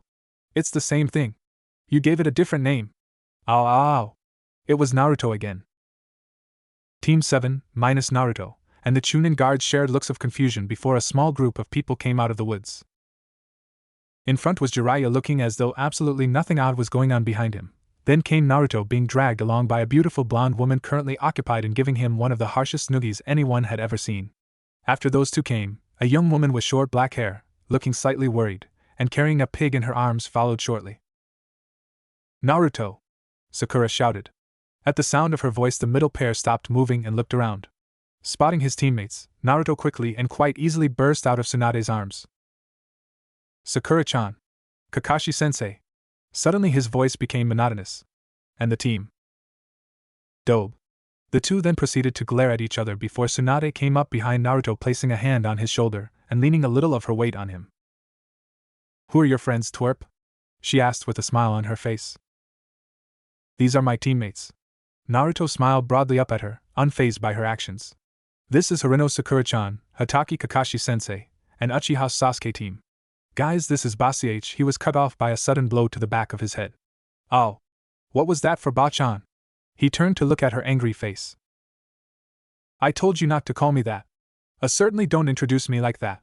She screamed back at him. Fine. This is Tsunade, she's gonna be the next Hokage, and them over there are Shizune-chan and Tantan. Naruto waved over at the others. You could at least give me an honorific. The blonde told him, shaking a fist. Hey! What do you want? At least I didn't call you Bachan. Naruto argued back. Shizen had by this time moved up to greet the others. Please just ignore them, they're like this all the time. She sighed a little as she shook her head. Okay. Kakashi smiled at her. How can you stand it? Sasuke asked her, eyeing the still fighting pair. Oh no, it's really very nice to hear. Tsunade-sama is so much happier with Naruto-kun around. She never used to be so cheerful. The others watched as Naruto got knocked into the ground by Tsunade's fist. You call that cheerful? Shizen just laughed. Maybe a little nervously. Omake, gambling with Naruto. 5 days into their trek back to Konoha, and they were out of money. What the hell? Jiraiya! Why didn't you bring more money? Tsunade currently had Jiraiya by the neck and was shaking him, causing his head to wobble back and forth like a chicken's would. I'm sorry. It took a lot longer than I thought to find you, and then we had to pay the hospital cause you blacked out after Orochimaru left, and I couldn't just leave you three lying around untreated. Jiraiya tried to defend himself. Well then I guess we only have one option, Tsunade said. Oh no, Tsunade-sama, I don't think Shizen was cut off by a loud laugh. Ha ha. We'll have to gamble. 2 hours later found the 4 plus a pig in a large, completely shady, gambling den. Tsunade had been losing what was left of their money rather steadily. Finally, when they were left with just enough for one bowl of ramen, Naruto lost his temper. What the hell? All you do is lose. How hard could poker possibly be? Naruto asked her. What? Well, if you think it's so easy, you try. She handed him the money and got up from her seat, gesturing for him to take it. Gladly. I couldn't do any worse than you. Naruto sat down and picked up the cards dealt to him. He wasn't quite sure of how to win, but after watching Tsunade for an hour he knew how not to win, and surely that was the same as knowing how to win, right? Without trading any of his cards he placed in all his money. The others around the table smirked and matched him, each sure he didn't know what the hell he was doing. They were right, unfortunately. Call, one of them said, laying down his cards. 3 of a kind. The others around the table groaned, not having anything better than pairs. The first man reached to take the money before an iron grip snagged his arm. Wait, look. Slightly dazed, Tsunade let go of the man's arm. She pointed to Naruto's hand where the 10, Jack, Queen, King, and Ace of Hearts were laid out. None of my cards match, Naruto said before being enveloped in a gigantic hug by Tsunade. Doesn't matter, you won. Tsunade squeezed him tightly. You won, you won, you won, she chanted merrily. See, it can't be our breath. Naruto choked out before being dumped back into his chair. Okay, deal out the next hand, Tsunade said. 2 more hours later and Naruto had cleaned everyone in the place out, never getting a hand worse than 2 pair. Tsunade was in rapture and babbling something about having Naruto pay off all her debts for her. Jiraiya was in shock and quickly plotting to hit the gambling halls in every town on the way back. Shizen was counting the money for the 8th time, completely disbelieving its amount.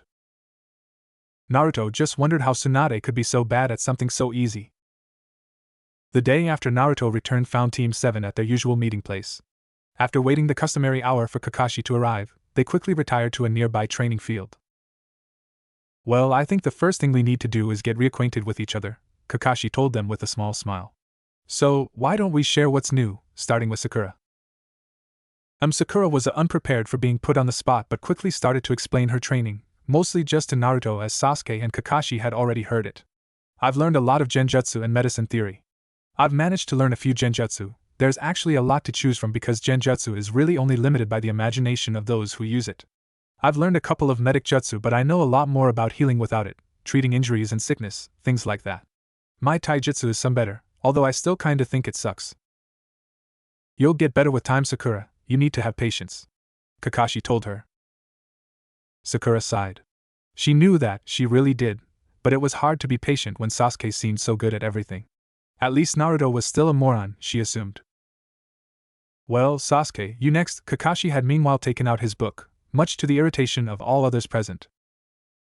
Worked on my Sharingan and Taijutsu. Learned a couple lightning jutsus and a fire one. Played a lot of mahjong. A vein under his eye twitched a little at that. Really? I played a lot of mahjong too. And poker, and dice, and pretty much anything else you can bet on. Naruto spoke exuberantly. Why? Sakura asked when it seemed like no one else would. Well, it turns out that I'm really good at gambling, and Bachan, well, she sucks. So Bachan, Ero-sanin, and Shizen-chan decided that I could pay off all of Bachan's debts for her. We stopped at every gambling hall on the way back. Naruto told them happily, with a bit of annoyance present in his eyes. Really? Kakashi asked. You're that good? Kakashi was having visions of dancing money in his head. Yeah, but you can forget it. Anything I make gambling goes to paying Bachan's debts. They're huge.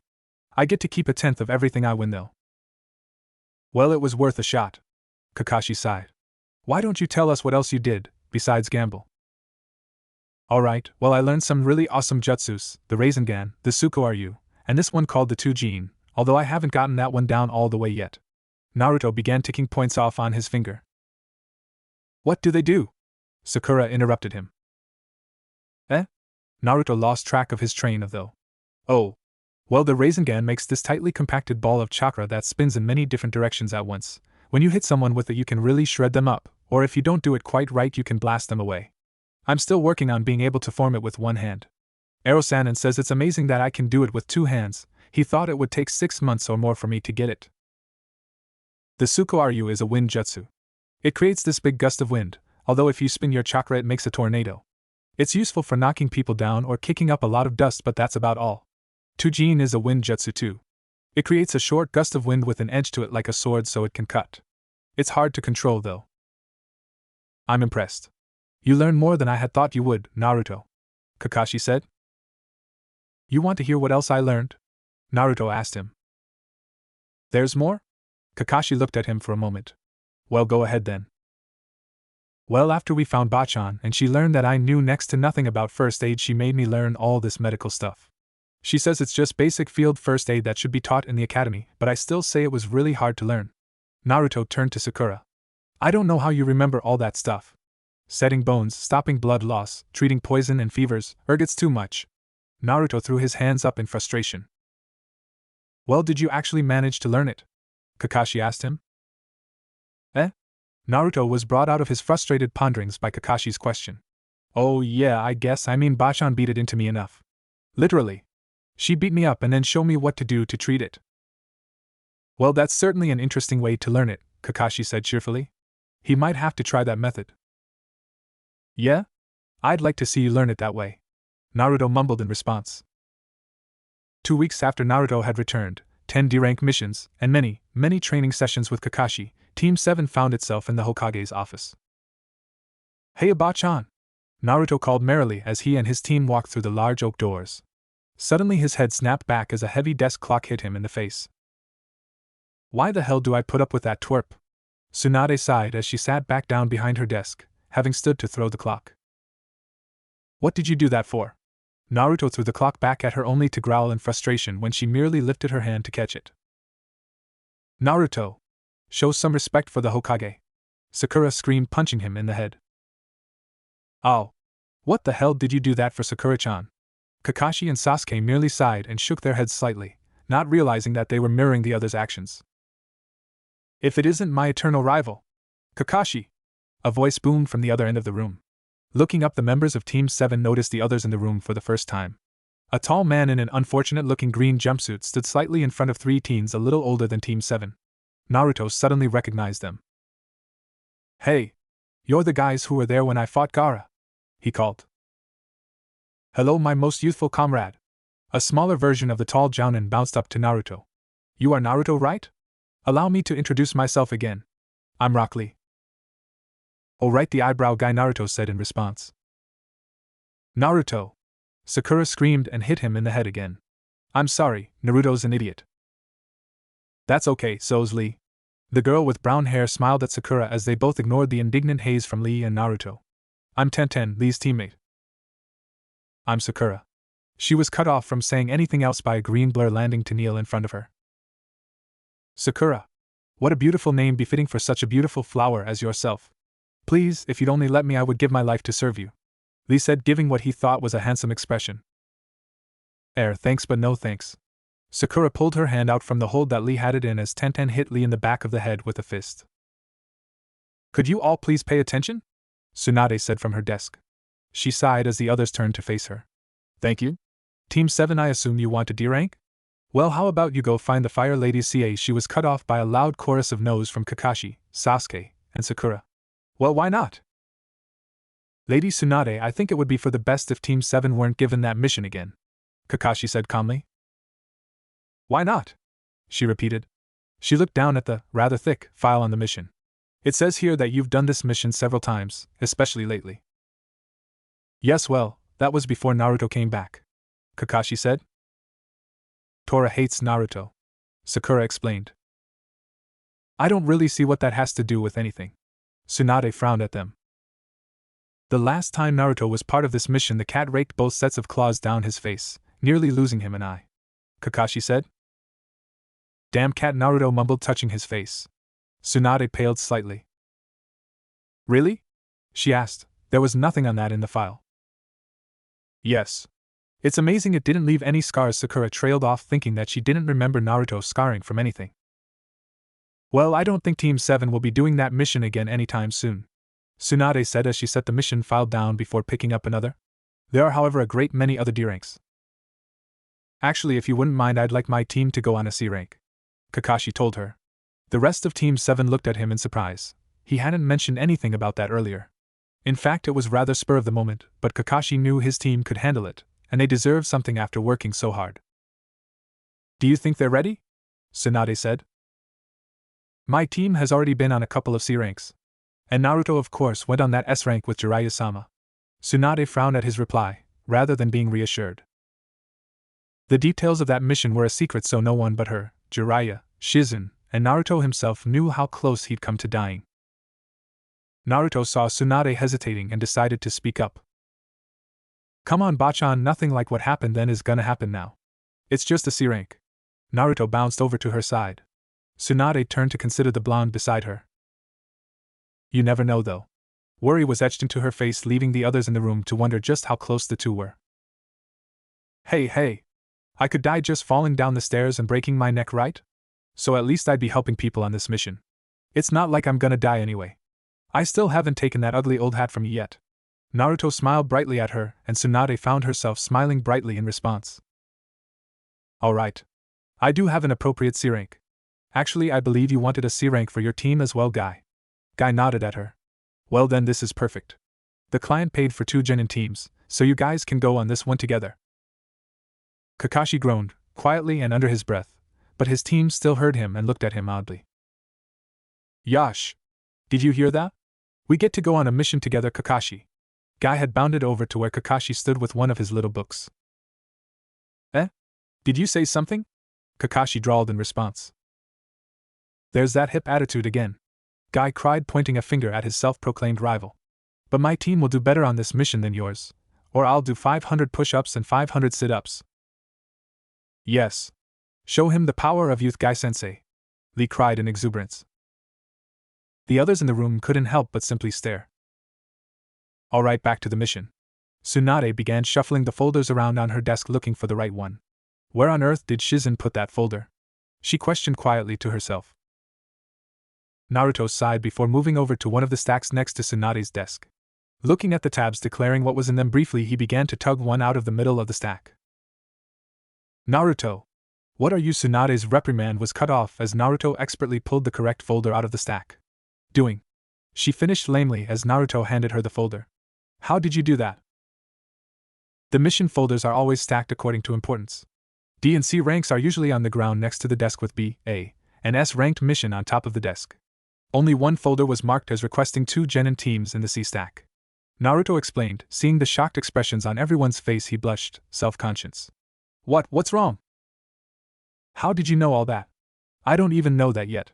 And how did you pull out the folder without them all falling over? Tsunade sounded slightly shocked. Oh well, before I could join the academy I used to hang out with the old man a lot here. He explained it all to me, saying I need to know it when I kicked him out of office. Naruto smiled sadly and Tsunade mirrored the expression. Anyways, the old man used to be able to pull them out like that. I remember once when I was 5 I tried to do it too. The whole stack collapsed. Naruto laughed a little, remembering being buried under that mountain of papers. The old man was so upset. Anyways, after that I started collecting newspapers. I'd stack them up and practice pulling one out. It took forever. The damn things kept collapsing. Tsunade smiled at him, imagining a tiny hand, belonging to Naruto, sticking out of an avalanche of papers. Eventually I got it right though. Hell, I remember the first time I showed the old man, he was so surprised. I bet. Tsunade said. Well, since Naruto kindly found the proper folder for us, let's begin the briefing. The 2 teams shuffled to stand at attention in front of her. The clients are 3 merchants. They're traveling from Naruto to Kando and they want Shinobi to protect them, their families, and their merchant carts from any possible bandits along the way. You 8 will travel to Naruto to meet them. It's about half a day from here, so you should be able to get there today. You'll stay the night there and then set out tomorrow. Kando is about a week travel at civilian speed. You can rest a day in Kando and then return here. All in all, it should take a little less than 2 weeks, alright? The two teams nodded at her. Alright, go get ready, pack and stuff, whatever, then meet back at the gates in 2 hours, okay? Kakashi said, looking at Guy for confirmation. That is fine with me. Guy turned to his team and nodded. They quickly excused themselves and left.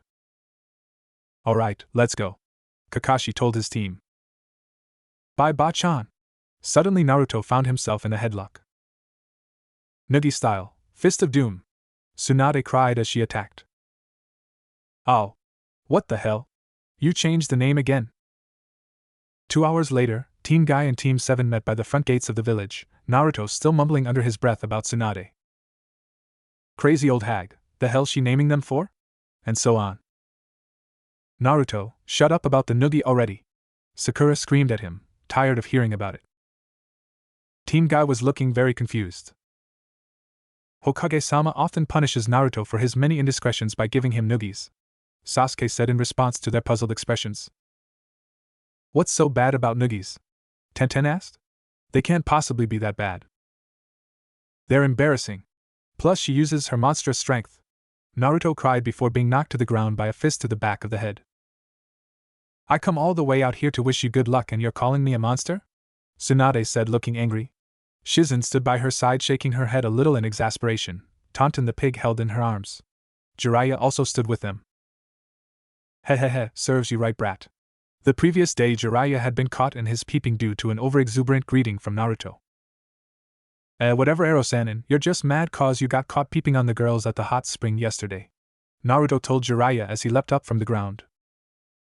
Jiraiya chuckled nervously as 6 pairs of eyes, all the women plus Guy and Lee, who was copying Guy, glared at him. Well anyway, I hope you all do well on your mission and return safely. Remember you're representing Konoha out there, so don't do anything stupid. Tsunade looked pointedly to Naruto. What are you looking at me for? Naruto cried as the others all also turned to look at him. Just be safe, alright. Tsunade sighed. Sure thing Ba-chan. Tsunade suddenly developed a twitch under her right eye. We should get going. Kakashi interjected quickly before Tsunade could attack Naruto again. Right, get going all of you, Tsunade said, but before they could turn to leave she enveloped Naruto in a gigantic hug. Don't you get hurt, you twerp, she murmured as she squeezed him. Fine, see can't be breathe.